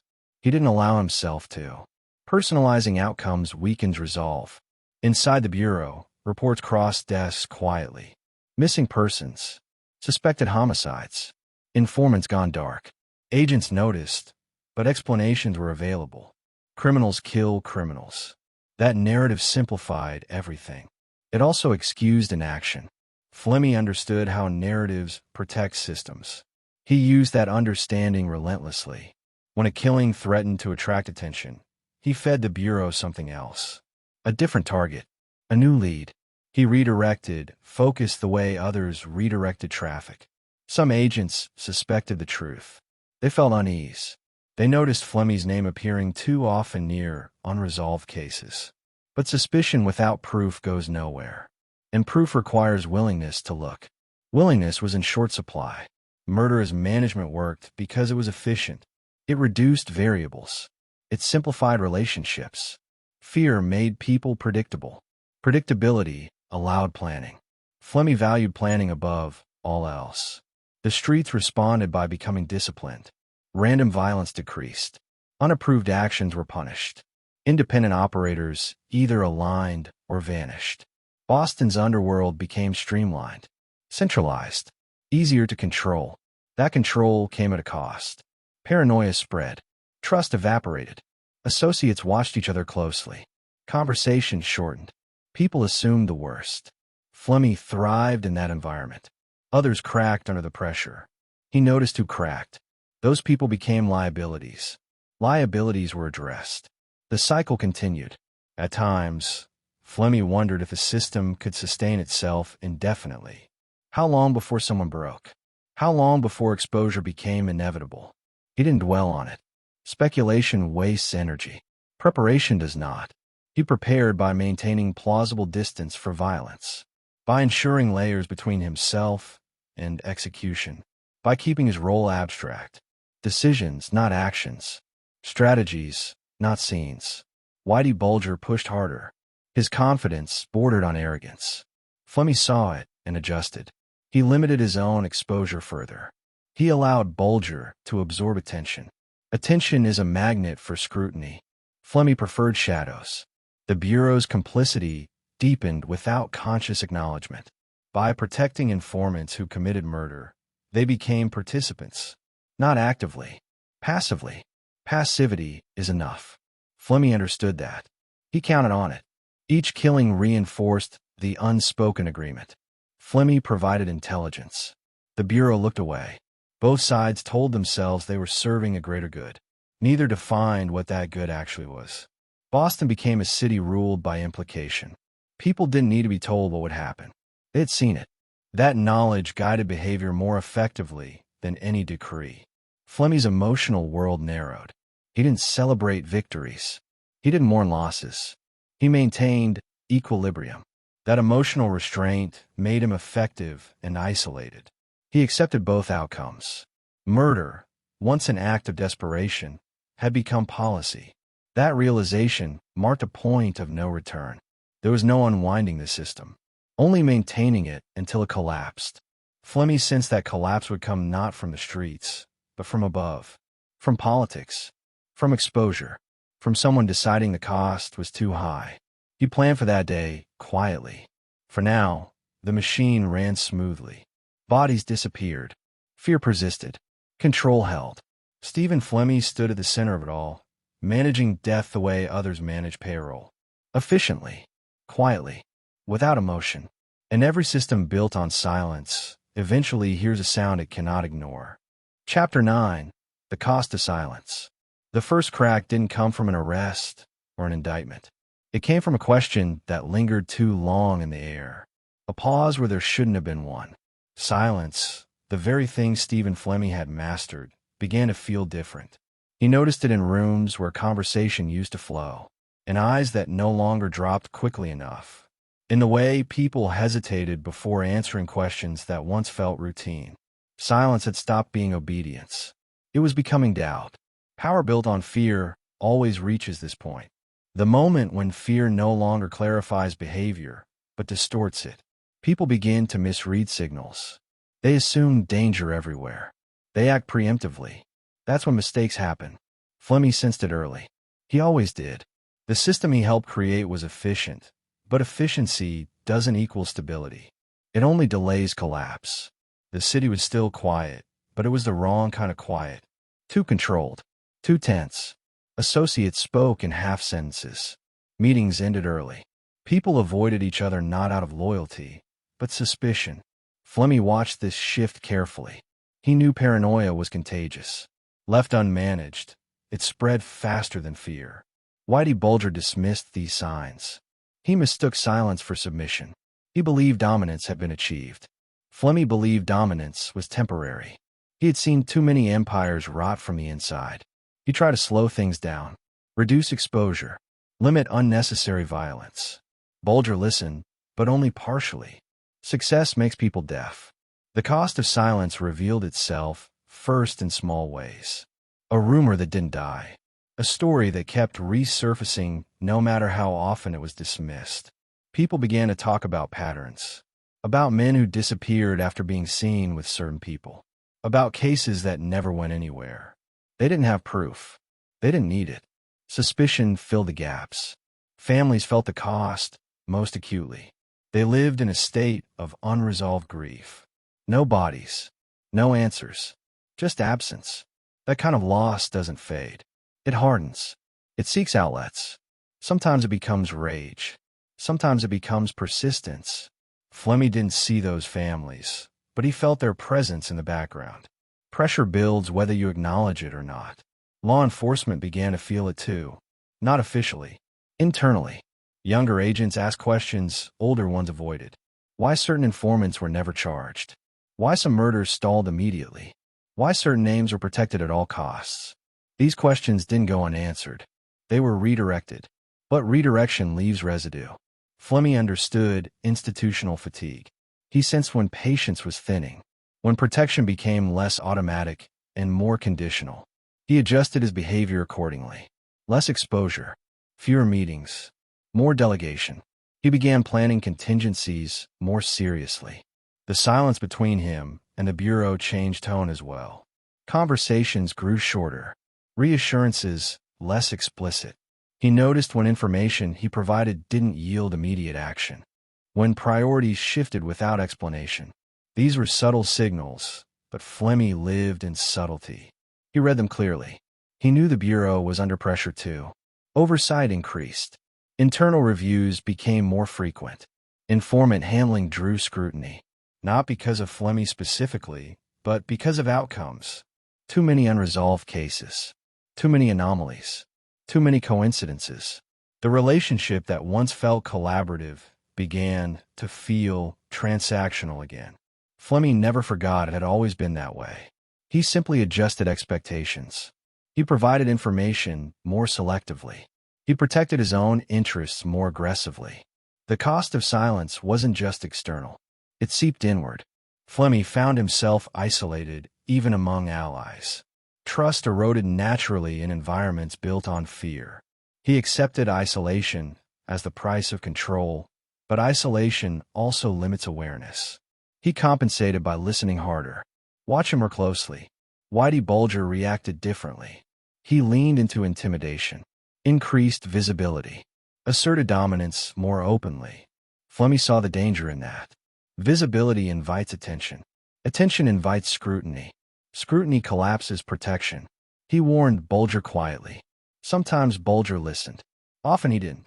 Violence escalated again, not in frequency, but in consequence. Each killing now carried more weight. Each disappearance fed rumors instead of silencing them. The system that once absorbed shocks smoothly began to strain. Flemmi recognized the signs of overstress. The Bureau's tolerance thinned, not enough to break the arrangement, but enough to weaken it. Informants were no longer unquestioned. Reports were cross-checked. Decisions required justification. Flemmi noticed delays. Delays are dangerous. They create uncertainty. He began preparing for exposure more seriously. Financial arrangements were reviewed. Contacts were minimized. Safe paths were identified. He planned not for victory, but for survival. He had always believed survival was the only honest metric. The cost of silence also emerged in unexpected places. In courtrooms, where defense attorneys began to whisper about selective prosecution. In media, where investigative reporters started noticing inconsistencies. These threads were loose, but Flemmi knew loose threads unravel eventually. Boston's underworld sensed the shift before it could name it. People became restless. Loyalty weakened. Associates hedged bets. Some considered leaving. Some considered talking. Flemmi tracked these changes relentlessly. Liabilities were identified, neutralized when necessary. But each neutralization carried greater risk than before. The moral justifications that once insulated everyone involved began to erode. Agents questioned whether the ends justified the means. Flemmi didn't share those doubts. He had never framed his choices morally. But he understood that moral discomfort leads to exposure. The silence that once protected him now threatened him. Silence attracts curiosity when it lasts too long. He needed noise elsewhere. Distractions. New targets. He fed the Bureau information that shifted focus outward again. Temporarily, Whitey Bulger's confidence became a liability. He believed the system owed him. Flemmi believed the system owed nothing. That difference created tension. Subtle at first, then sharper. Their partnership remained intact, but the balance shifted. Flemmi began distancing himself emotionally, preparing for the possibility that Bulger's recklessness would draw fire. He planned to survive that fallout, not prevent it. Survival had always come first. The cost of silence was cumulative. It showed in sleepless nights, in hypervigilance, in the constant calculation required to maintain equilibrium. Flemmi had mastered this state, but even mastery exacts a toll. The Bureau's internal politics shifted again. New leadership, new priorities. Old agreements felt less binding. Flemmi noticed when familiar contacts were reassigned, when conversations had to be reestablished. Continuity was breaking down. He responded by becoming more conservative, less visible, more insulated. He knew the danger now came not from rivals, but from allies reconsidering their compromises.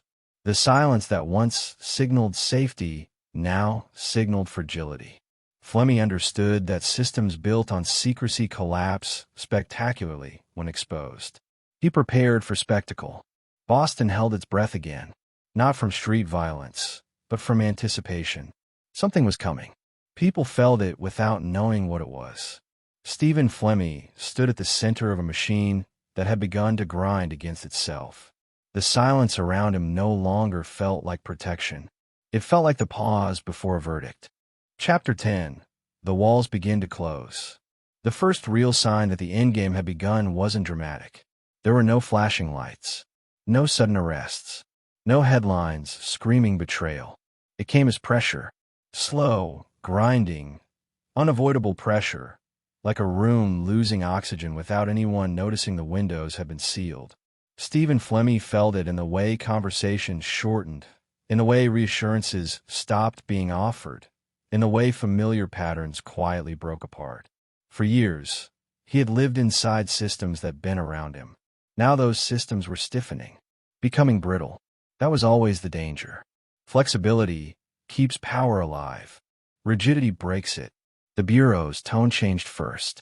Not openly, not in words, in posture, in timing. Meetings were delayed. Requests went unanswered longer than they should have. Flemmi noticed when questions were asked twice, when answers were documented instead of accepted. Those weren't procedural changes. They were signals. He had always understood that protection was conditional. What he hadn't known was exactly when the condition would expire. Now he could feel it approaching, not all at once, piece by piece. The political climate had shifted, quietly, but decisively. Oversight committees were asking uncomfortable questions. Journalists were circling patterns that no longer stayed hidden. The idea that certain criminals had been shielded for strategic reasons was no longer confined to whispers. It was becoming discussable. That alone was dangerous. Flemmi didn't panic. Panic belongs to men who believe in rescue. He believed only in preparation. He began tightening his world. Fewer meetings, fewer intermediaries, more distance between decision and action. He didn't need expansion anymore. He needed endurance. Whitey Bulger felt the change differently. He interpreted scrutiny as challenge. His response was defiance. He leaned harder into intimidation, made his presence known, asserted dominance publicly. Flemmi saw this as a mistake, but he didn't confront it directly. Confrontation creates fracture. Fracture invites collapse. The partnership between them had always been based on complementary instincts. Now those instincts diverged. Bulger believed fear could still control outcomes. Flemmi believed fear was becoming counterproductive. Too much fear attracts investigation. Too much silence invites curiosity. The Bureau's internal dynamics shifted again. New supervisors, new priorities. Old agreements felt less binding. Agents who had once viewed Flemmi as indispensable began viewing him as risk. Risk is not protected. Risk is managed, sometimes removed. Flemmi noticed when certain protections stopped being automatic. A situation that once would have resolved quietly now required explanation. A problem that would have been ignored now generated paperwork. Paperwork leaves trails. Trails lead places. He began mapping exits. Legal ones, illegal ones, psychological ones. He prepared narratives, plausible versions of events. He rehearsed what he would say and, more importantly, what he would never say. Silence, once his greatest asset, would soon become his only defense. Boston's underworld felt the pressure too. Associates sensed instability. Loyalty weakened. People began hedging. Some pulled away. Others talked too much. Flemmi identified the most dangerous among them not as enemies, but as frightened men. Fear makes people unpredictable. Violence was no longer an effective tool for correction. Each killing now risked scrutiny instead of silence. Flemmi understood that the era of surgical removal was ending. He shifted strategy toward containment, damage control, preservation. The media began circling closer. Investigative reporters followed threads others had ignored. Patterns in missing persons, discrepancies in prosecutions, names that appeared too often without consequence. Flemmi didn't read the articles. He felt them.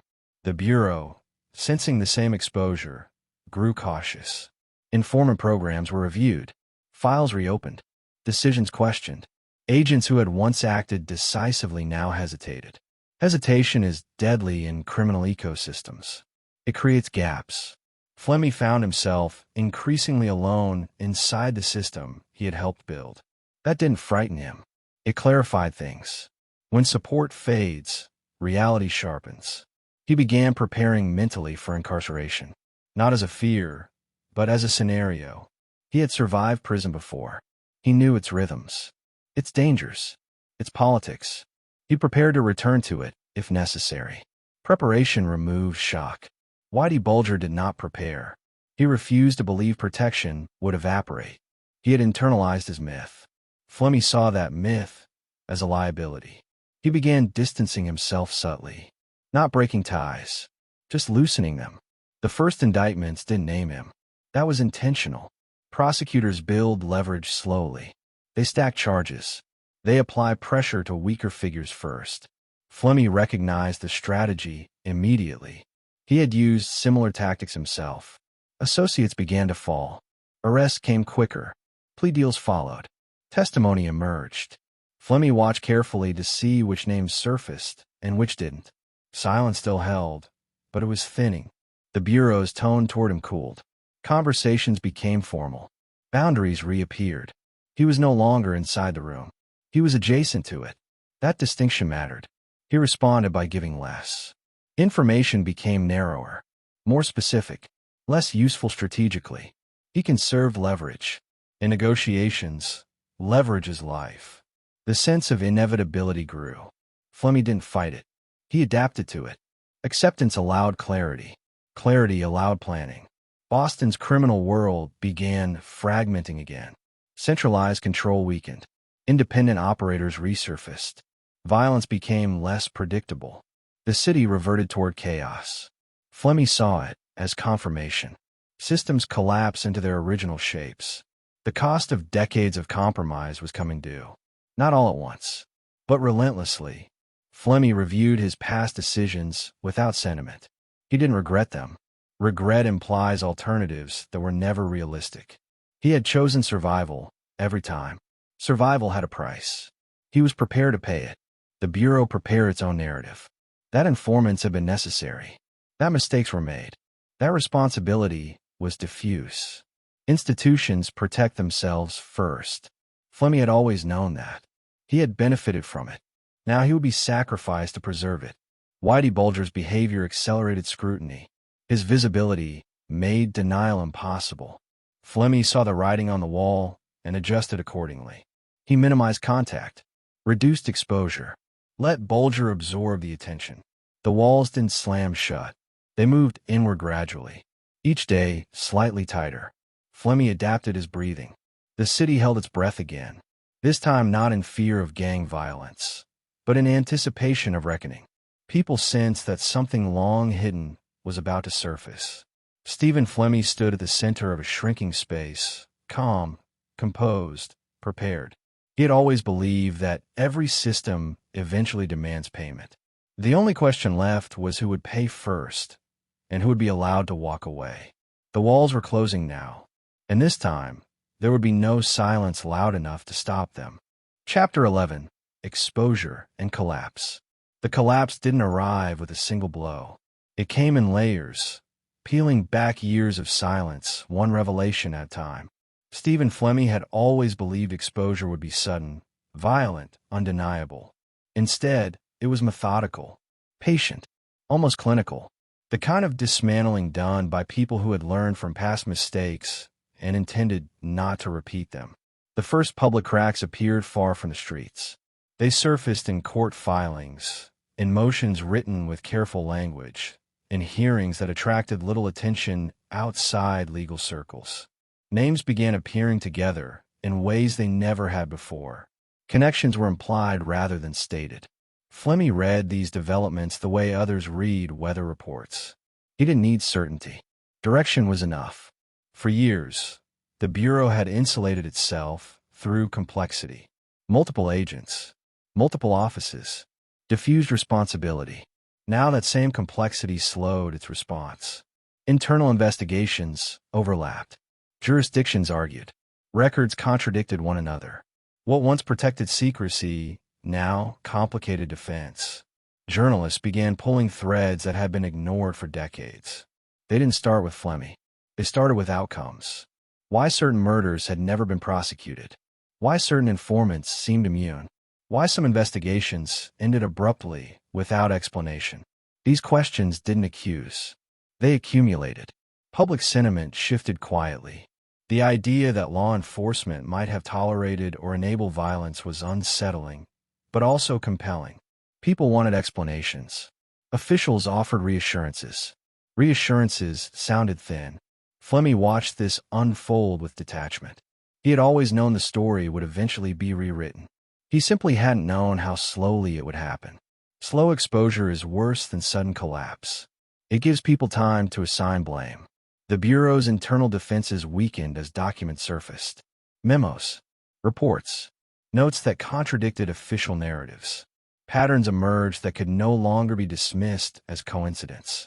Flemmi's name appeared repeatedly, protected by redactions that now drew more attention than they concealed.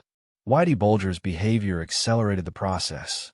His visibility made denial impossible. His arrogance irritated people who had once protected him. When institutions feel embarrassed, they retaliate. Flemmi sensed the shift before it became explicit. Meetings stopped entirely. Communication channels closed. Protection evaporated without announcement. He was no longer an asset. He was evidence. The arrest began carefully. Peripheral figures first. Men with less to lose. Plea deals followed. Testimony accumulated. Each cooperating witness added weight to the narrative forming around Flemmi and Bulger. Silence began breaking in places it never had before. Flemmi understood the psychology of cooperation. Fear, fatigue, self-preservation. He had exploited it for decades. Now it was turned toward him. He didn't judge it. He expected it. His own arrest, when it came, was unremarkable. No spectacle. No chase. Just inevitability. The moment he had been preparing for quietly since the first day he spoke to federal agents. He offered no resistance. Resistance implies surprise. Courtrooms replaced backrooms. Lawyers replaced intermediaries. The language changed, but the stakes remained familiar. Flemmi listened as prosecutors laid out a narrative that redefined his life. Informant. Enforcer. Beneficiary of corruption. He didn't interrupt. He understood narratives were weapons too. The public reaction was muted at first. Then it grew. As details emerged, outrage followed. The idea that a serial killer had been protected by the government offended something fundamental. Flemmi felt no need to defend himself publicly. Defense implies hope. He had moved past that. The Bureau scrambled to contain damage. Statements were issued. Responsibility was deflected. Policies were reviewed. Individuals were reassigned. Institutions survived by shedding skin. Flemmi was skin. In testimony, agents described difficult choices, strategic decisions, necessary compromises. Flemmi listened to these explanations with a kind of distant recognition. He had used similar language himself. It sounded different in a courtroom. Evidence piled up. Witnesses contradicted each other, but the pattern held. Protection had been real. Violence had been tolerated. Flemmi's role was undeniable. He didn't contest the facts. He contested interpretations where it mattered. He understood the difference. The city reacted slowly. Boston had lived with these men for decades. Shock gave way to resignation. People nodded. Of course this had happened. Of course it had been hidden. The truth felt less like revelation and more like confirmation. Families of victims spoke publicly. Their voices carried weight. Stories of loss filled gaps that legal arguments couldn't. Flemmi didn't look at them. He didn't need to. Their pain was real. It always had been. Acknowledging it changed nothing now. Sentencing loomed. The outcome was never in doubt. Flemmi faced the remainder of his life behind bars. He accepted it without visible emotion. Prison was familiar. Exposure was not. Whitey Bulger fled. That decision confirmed everything. Running is a form of confession. Flemmi didn't run. He had nowhere to go that wouldn't eventually close. He preferred certainty. As the legal process unfolded, the narrative solidified. Flemmi became a symbol, not just of organized crime, but of institutional failure. The man who exploited a system that wanted to be exploited. The informant who became untouchable. The killer shielded by the badge. Symbols simplify. They remove nuance. Flemmi understood that too. He didn't fight it. History rarely preserves complexity. The Bureau absorbed the blow and moved on. Policies changed. Safeguards implemented. Lessons declared learned. Institutions survive by declaring closure. Flemmi was not part of that future. In prison, time slowed again. He adjusted easily. Routine returned. Silence reclaimed its familiar shape. He reflected not with regret, but with assessment. He had survived longer than most. That had always been the goal. The city outside continued without him. New criminals emerged. New arrangements formed. The cycle resumed. Flemmi understood that too. His story was unique only in detail, not in function. Exposure had stripped him of invisibility. Collapse had reduced him to a cautionary tale. He accepted both outcomes. Acceptance is its own kind of freedom. Stephen Flemmi's empire had not fallen in flames. It had dissolved under light. Slowly, relentlessly, exposed piece by piece until nothing remained hidden. And in that exposure, the system that protected him revealed itself just as clearly. The collapse was complete. Chapter 12. Life after the shadows. Prison stripped away the last illusions quickly. Not with cruelty, but with routine. The clang of metal doors. The count at dawn. The hum of fluorescent lights that never fully dimmed. Stephen Flemmi had lived most of his life anticipating this environment, rehearsing it quietly in his mind as a contingency rather than a fate. Now contingency had become permanence. The shadows he once moved through with precision were replaced by corridors measured in steps and hours. He adapted without drama. Adaptation had always been his advantage. In prison, silence still mattered, but it served a different purpose. It was no longer a tool for control. It was a shield. He listened more than he spoke. He watched patterns form and dissolve. He recognized the same hierarchies he had navigated outside, compressed into tighter spaces with fewer exits. Power still existed. Fear still circulated. But here, power was temporary and fear was shared. The notoriety followed him inside, arriving before he did. Stories always arrive first. Some men approached with curiosity, others with hostility. A few with something like awe. Flemmi didn't indulge any of it. Attention is currency in prison, and he'd spent a lifetime avoiding unnecessary transactions. He kept his world small, predictable, controlled. Time became elastic. Days stretched. Years folded in on themselves.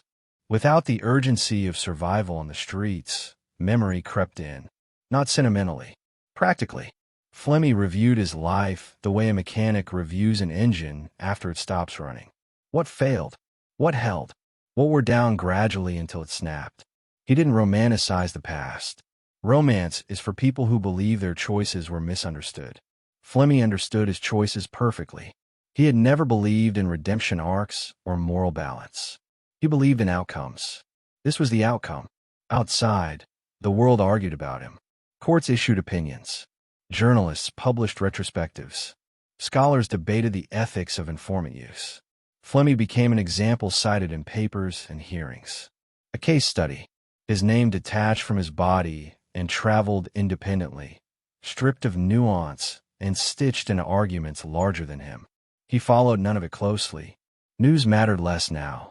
It couldn't change his circumstances. What mattered were routines. Stability. The management of risk within confined spaces. He still planned. Still calculated. Survival doesn't end when movement stops. It simply narrows. Prison had a way of flattening men. It erased pretense quickly. Flemmi noticed how many carried bravado like armor that rusted under scrutiny. He avoided that. He didn't posture. He didn't challenge. He didn't reminisce publicly. Nostalgia creates vulnerabilities. Occasionally, someone asked questions. About the streets. About power. About how someone stays alive long enough to become infamous. Flemmi answered selectively. He offered principles without specifics. Silence with structure. Control without visibility. He didn't teach. Teaching creates disciples, and disciples create problems.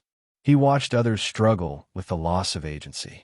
Men who had commanded rooms now waited for permission to move. Flemmi had always expected this transition. Expectation dulls shock. Shock breaks people. The memories that surfaced weren't cinematic. They were procedural. Conversations. Decisions. Small adjustments that altered trajectories. He remembered moments where different choices could have been made, but not ones that would have led somewhere better. Only somewhere different. Difference doesn't guarantee survival. The victim's names surfaced in documents and discussions, not in his dreams. Flemmi didn't dwell on guilt. Guilt requires a belief in alternatives that were never viable. He had operated within a system that rewarded certain behaviors and punished others. He had chosen the rewards. The punishments arrived later. Outside the prison walls, the institutions that had once protected him continued to protect themselves. Official apologies were rare. Reforms were announced. Oversight expanded. The narrative shifted from individual misconduct to systemic failure. Flemmi understood that language well. He had used it himself. He wasn't bitter about being abandoned. Abandonment implies expectation. He had expected it from the beginning.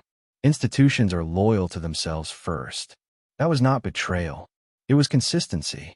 Whitey Bulger's fate echoed through the system, reinforcing lessons Flemmi had already internalized.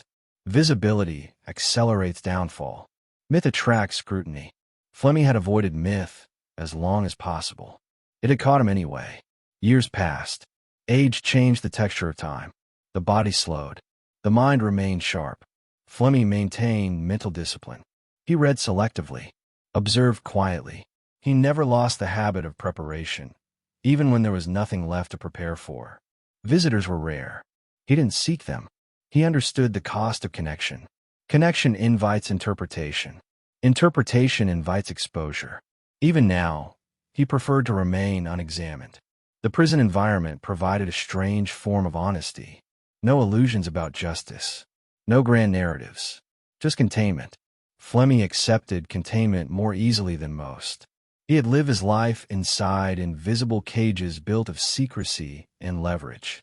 This one was simply visible. As years accumulated, his story hardened into something static. The press stopped calling. The public moved on. New scandals replaced old ones. Flemmi became a footnote. That suited him. He reflected occasionally on the idea of legacy, not in terms of reputation, but effect. He had reshaped Boston's criminal landscape for a generation. He had altered federal policy through consequence rather than intention. Those effects would outlast him. Legacy doesn't require approval. In quiet moments, he considered the nature of silence itself, how it had protected him, how it had empowered him, how it had eventually condemned him. Silence is not neutral. It accumulates weight. Eventually, it collapses under it. The prison offered no absolution. It offered time. Time to observe how systems correct themselves imperfectly. Time to watch as the world repeats patterns with minor adjustments. Flemmi recognized the cycle. It comforted him. Predictability always had. He never offered a confession in the way people expect confessions. He never sought forgiveness. Forgiveness is a social transaction. He had exited that market. What remained was presence, endurance, the quiet continuation of days. Flemmi had always believed that survival was the only honest achievement. By that metric, even now, he had succeeded longer than most. Outside, debates continued about morality, law enforcement ethics, and the cost of compromise. Flemmi's name surfaced occasionally in those conversations. Then it faded again. History compresses complex lives into simple lessons. Inside, the lights hummed. The doors closed. The counts continued. Flemmi adapted. He always did. Life after the shadows was smaller, slower, and unambiguous. There were no negotiations left. No leverage to trade. No systems to exploit. Only time. And time, unlike institutions, does not negotiate. Chapter 13, Judgment Without Applause. The sentence was delivered in a room designed to feel neutral, but neutrality was impossible now. Too many years. Too many bodies. Too much silence pressed into the walls. Stephen Flemmi stood as the words were read, not rigid, not slouched, simply present. He had imagined this moment countless times across decades, rehearsed it the way other men rehearsed apologies or escape routes. When it finally arrived, it felt smaller than expected. Not anticlimactic, just precise, like a door closing exactly the way it was meant to. There was no gasp in the courtroom, no collective intake of breath. The people who had followed this story closely already knew how it would end. The only uncertainty had been how long it took to arrive. Life sentences don't shock when the path leading to them has been visible for years. They confirm what everyone has already accepted. Flemmi listened without reaction as the judge spoke about gravity, about harm, about the betrayal of public trust layered on top of violence. These words were meant to carry moral weight. Flemmi heard them as assessments, not condemnations. He had never confused law with morality. He understood law as structure, morality as narrative. This was structure asserting itself after years of bending. He did not speak. He had nothing to add that would improve his position. Final statements are for men who believe words still matter. Flemmi had learned long ago when words lose value. Silence, once again, felt appropriate. Around him, families of victims held photographs that had aged with them. Faces frozen in moments, before disappearance. The courtroom allowed them this space, this acknowledgement. Flemmi did not look at them directly, not out of avoidance, but because the moment did not require performance. Their grief did not need his recognition to exist. The press scribbled notes. Cameras clicked outside. Analysts prepared sound bites. Stephen Flemmi had become a symbol that morning, compressed into a few phrases that would circulate for days. FBI informant, mob enforcer, protected killer. The language simplified decades into headlines. That was inevitable. Complexity does not travel well. As deputies led him away, the absence of spectacle felt deliberate. No shouting, no struggle, no last-minute revelation. This wasn't a movie ending. It was an administrative conclusion to a very long process. The system was satisfied. That satisfaction was temporary, but it was enough. Back in his cell, the finality settled differently. The future was no longer theoretical. It had boundaries now, measurable in years that would not be negotiated downward. Flemmi adjusted his internal calculations accordingly. He removed options from consideration, focused on endurance. Judgment did not arrive as shame. It arrived as confirmation. The system that had once protected him had now fully reversed itself, not out of moral awakening, but out of necessity. Exposure had demanded a counterweight. He had become that counterweight. Outside, reactions fractured along predictable lines. Some viewed the sentence as justice long delayed. Others saw it as convenient scapegoating. The Bureau issued statements emphasizing reforms and lessons learned. The narrative shifted away from individuals toward abstract failures. Flemmi understood that shift well. It was how systems survived embarrassment. He did not participate in appeals theatrics. Legal motions moved forward, but without illusion. Appeals are tools, not miracles. He allowed his attorneys to work, but he did not invest emotionally in outcomes. Emotional investment clouds judgment. He had outgrown that habit. Prison life settled into a deeper routine now. The uncertainty that had hovered for years evaporated. In its place was structure. Count times, meal schedules, exercise windows. Flemmi had always functioned best inside systems with clearly defined limits. Paradoxically, incarceration provided that. Other inmates reacted to his sentence in ways that revealed more about them than him. Some offered respect. Some offered hostility. Some watched closely, waiting for cues. Flemmi offered none. He did not trade on reputation. Reputation attracts challenge. The guards treated him professionally, distantly. He was neither celebrity nor pariah, just another long-term inmate with a complicated file. That suited him. Invisibility had always been safer than recognition. The outside world continued parsing his story. Documentaries were planned. Books proposed. Arguments formed about informant ethics, about whether greater crimes had been prevented or simply redirected. Flemmi became an object lesson wielded by people with opposing agendas. He did not correct them. Each interpretation served someone else's purpose. In quiet hours, he revisited moments not with regret, but with analysis. He examined turning points. The first conversation with federal agents. The moments when violence became policy instead of response. The point where silence stopped being protection and became liability. He did not ask whether he would choose differently. He asked only whether different choices would have delayed the same ending. He doubted it. Judgment carried no catharsis. It did not balance scales. It did not return the dead. It did not repair institutions. It closed a chapter. Flemmi understood chapters. He had lived inside them most of his life. He also understood that judgment rarely satisfies everyone. Some families felt relief. Others felt emptiness. Closure is not universal. It is a legal fiction. The law requires endings, even when human experience does not. As months passed, attention faded. New scandals emerged. New villains took shape. Flemmi's name appeared less frequently. That disappearance from discourse felt familiar. It mirrored the way men had vanished under his watch years earlier. Absence has many forms. Inside, his world narrowed further. Age slowed his body. Memory remained sharp. He conserved energy. chose words carefully when he chose them at all. He continued to observe patterns. Even here, patterns existed. Judgment had stripped away all remaining illusions of control. What remained was endurance. Flemmi had always been good at endurance. It required discipline, patience, and emotional restraint. These were muscles he had exercised for decades. He did not seek absolution from the law or from history. Absolution implies a shared moral framework. He had never operated within one. His framework had been survival within systems that rewarded certain behaviors until they didn't. The sentence would not change what had happened. It would not rewrite the past. It would not undo the compromises made by people far above him, but would draw a line, a visible one, the kind institutions point to when asked difficult questions. Stephen Flemmi understood that role. He accepted it without ceremony.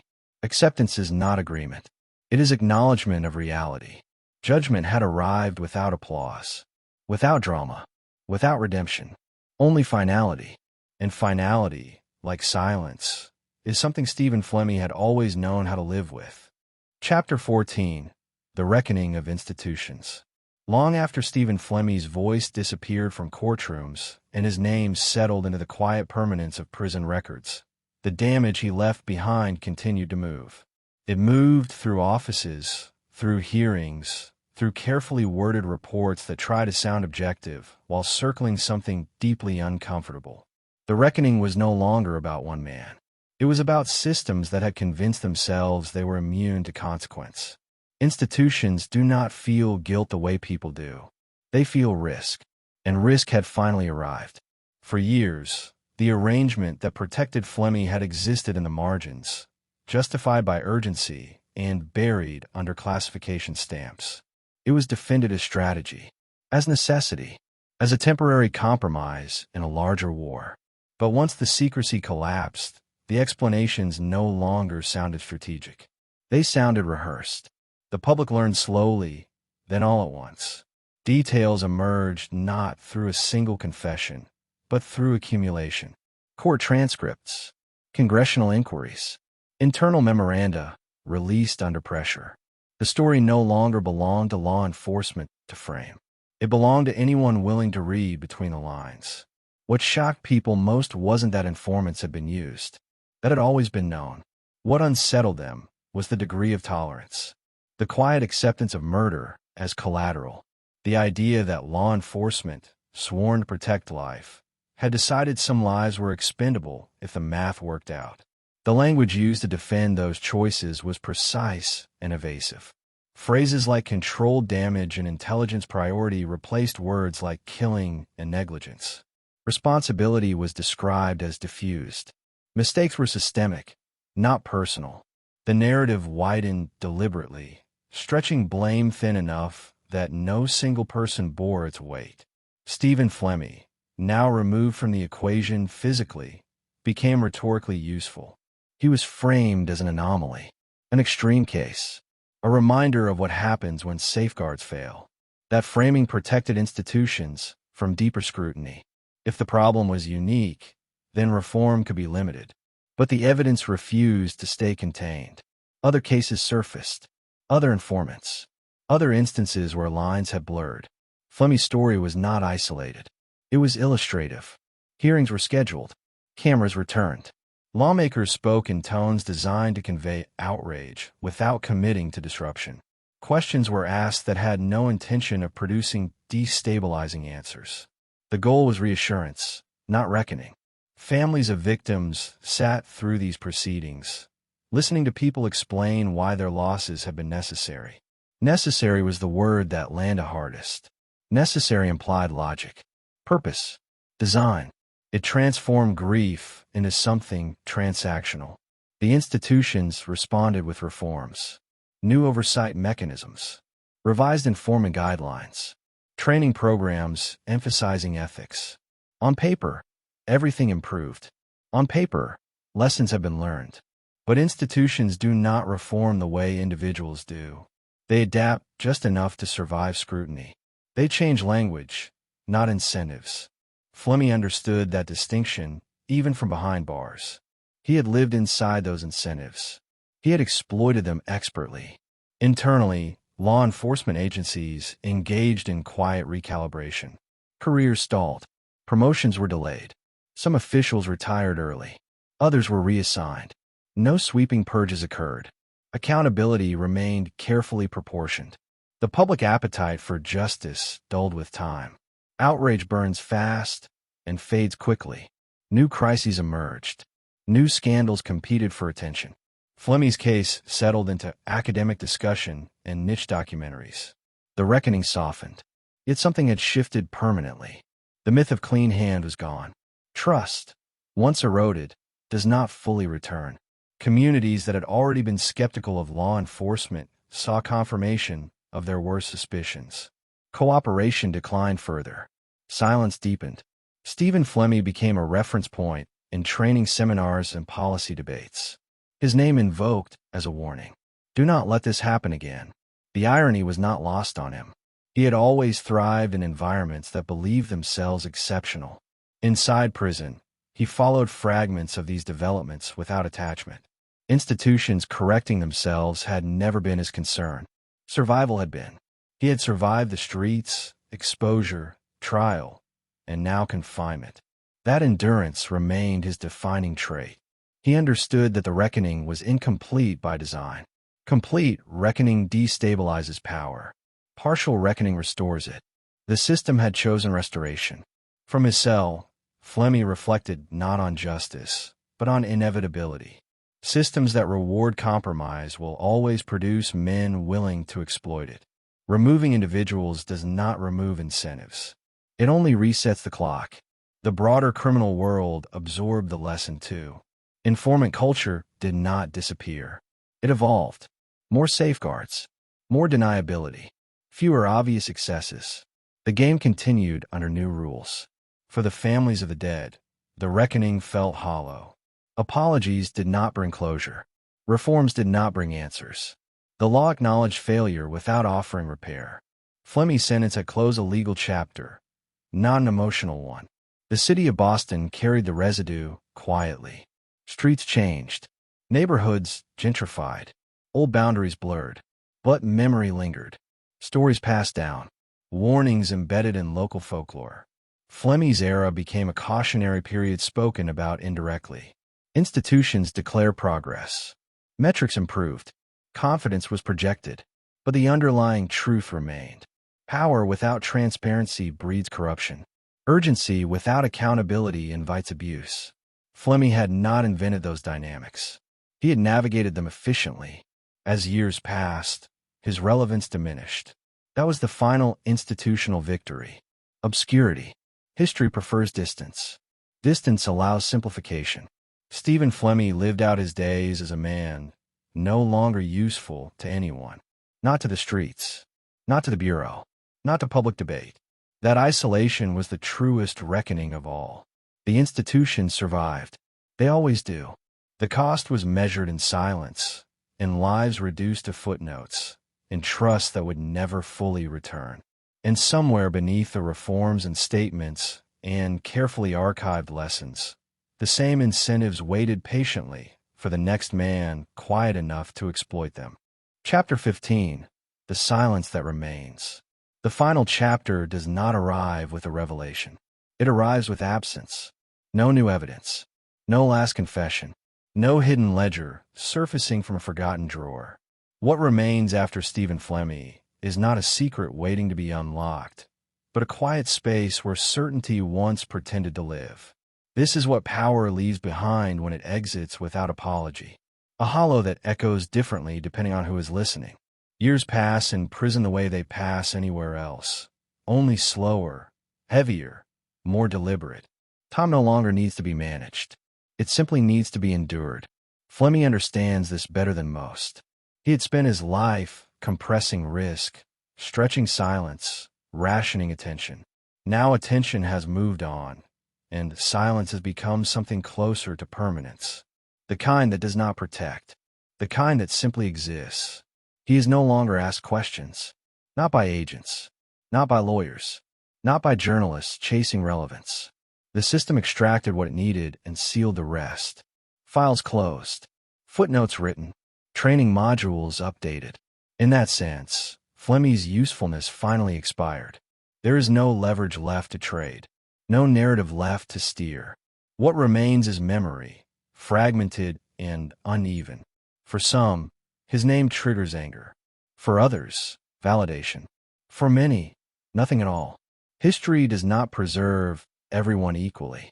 It selects symbols, not people. Flemmi understands this.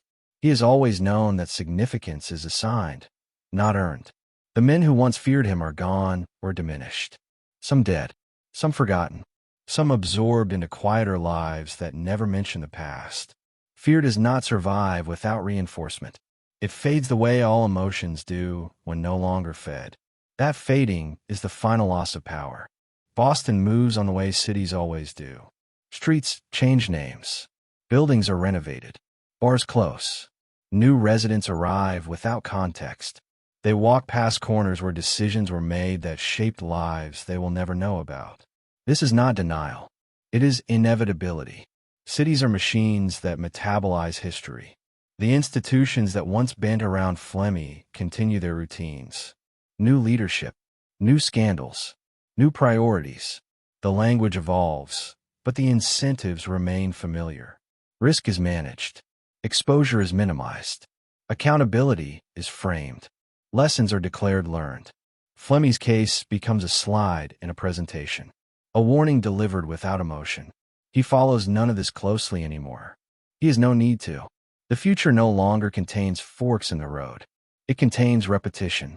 Meals, counts, lights, sleep, waking. The discipline of routine replaces the discipline of strategy. In a strange way, it is simpler. People often ask what a man like Stephen Flemmi thinks about in his final years. They imagine regret, remorse, bitterness. These are comforting assumptions. They suggest that outcomes carry moral symmetry, that actions eventually summon their emotional opposites. But Flemmi has never lived in that register. His internal world was never organized around feeling. It was organized around function. If he thinks back, it is not with nostalgia. Nostalgia implies loss of something precious. Flemmi lost nothing he believed he was entitled to keep. He thinks in sequences. If this, then that. If pressure here, then movement there. He reviews patterns, not emotions. He understands now, more clearly than ever, that silence was never neutral. It was active. It shaped outcomes as decisively as violence or law. Silence allowed others to speak. Silence allowed systems to believe what they wanted to believe. Silence created room for compromise to masquerade as strategy. In the end, silence did not save him. It delayed him. Delay was enough for a long time. It was never meant to be permanent. Outside the prison walls, the debates continue in quieter forms. Law schools discuss informant ethics. Journalists revisit old cases when anniversaries demand content. The public absorbs these stories passively, if at all. Attention is finite. Outrage is cyclical. The world does not pause for cautionary tales. Families of victims carry something heavier. Their silence is different. It is not strategic. It is imposed. Years of unanswered questions calcify into something unmovable. Flemmi's imprisonment did not resolve that weight. It only acknowledged it. He is aware of this in an abstract sense. Abstract is where he has always kept the consequences of his actions. Bringing them closer would not change anything now. He has never believed in performative remorse. He knows it would be interpreted as manipulation, even if sincere. He avoids interpretation.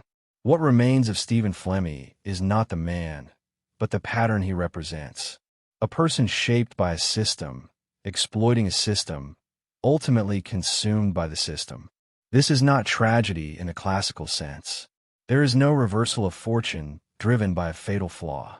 There is only consistency meeting exposure. The streets taught him early that survival belonged to those who understood the rules and broke them carefully. Law enforcement taught him later that rules could be bent quietly if the outcome felt justifiable. Prison teaches him now that all systems eventually reassert their boundaries. He accepts this without ceremony. Acceptance is not surrender. It is recognition of limits. Flemmi had always operated at the edge of limits. He never believed edges were permanent. The world prefers clean endings. Villain punished. System corrected. Lesson learned. This ending is not clean. It is functional. It allows institutions to move forward without fully interrogating themselves.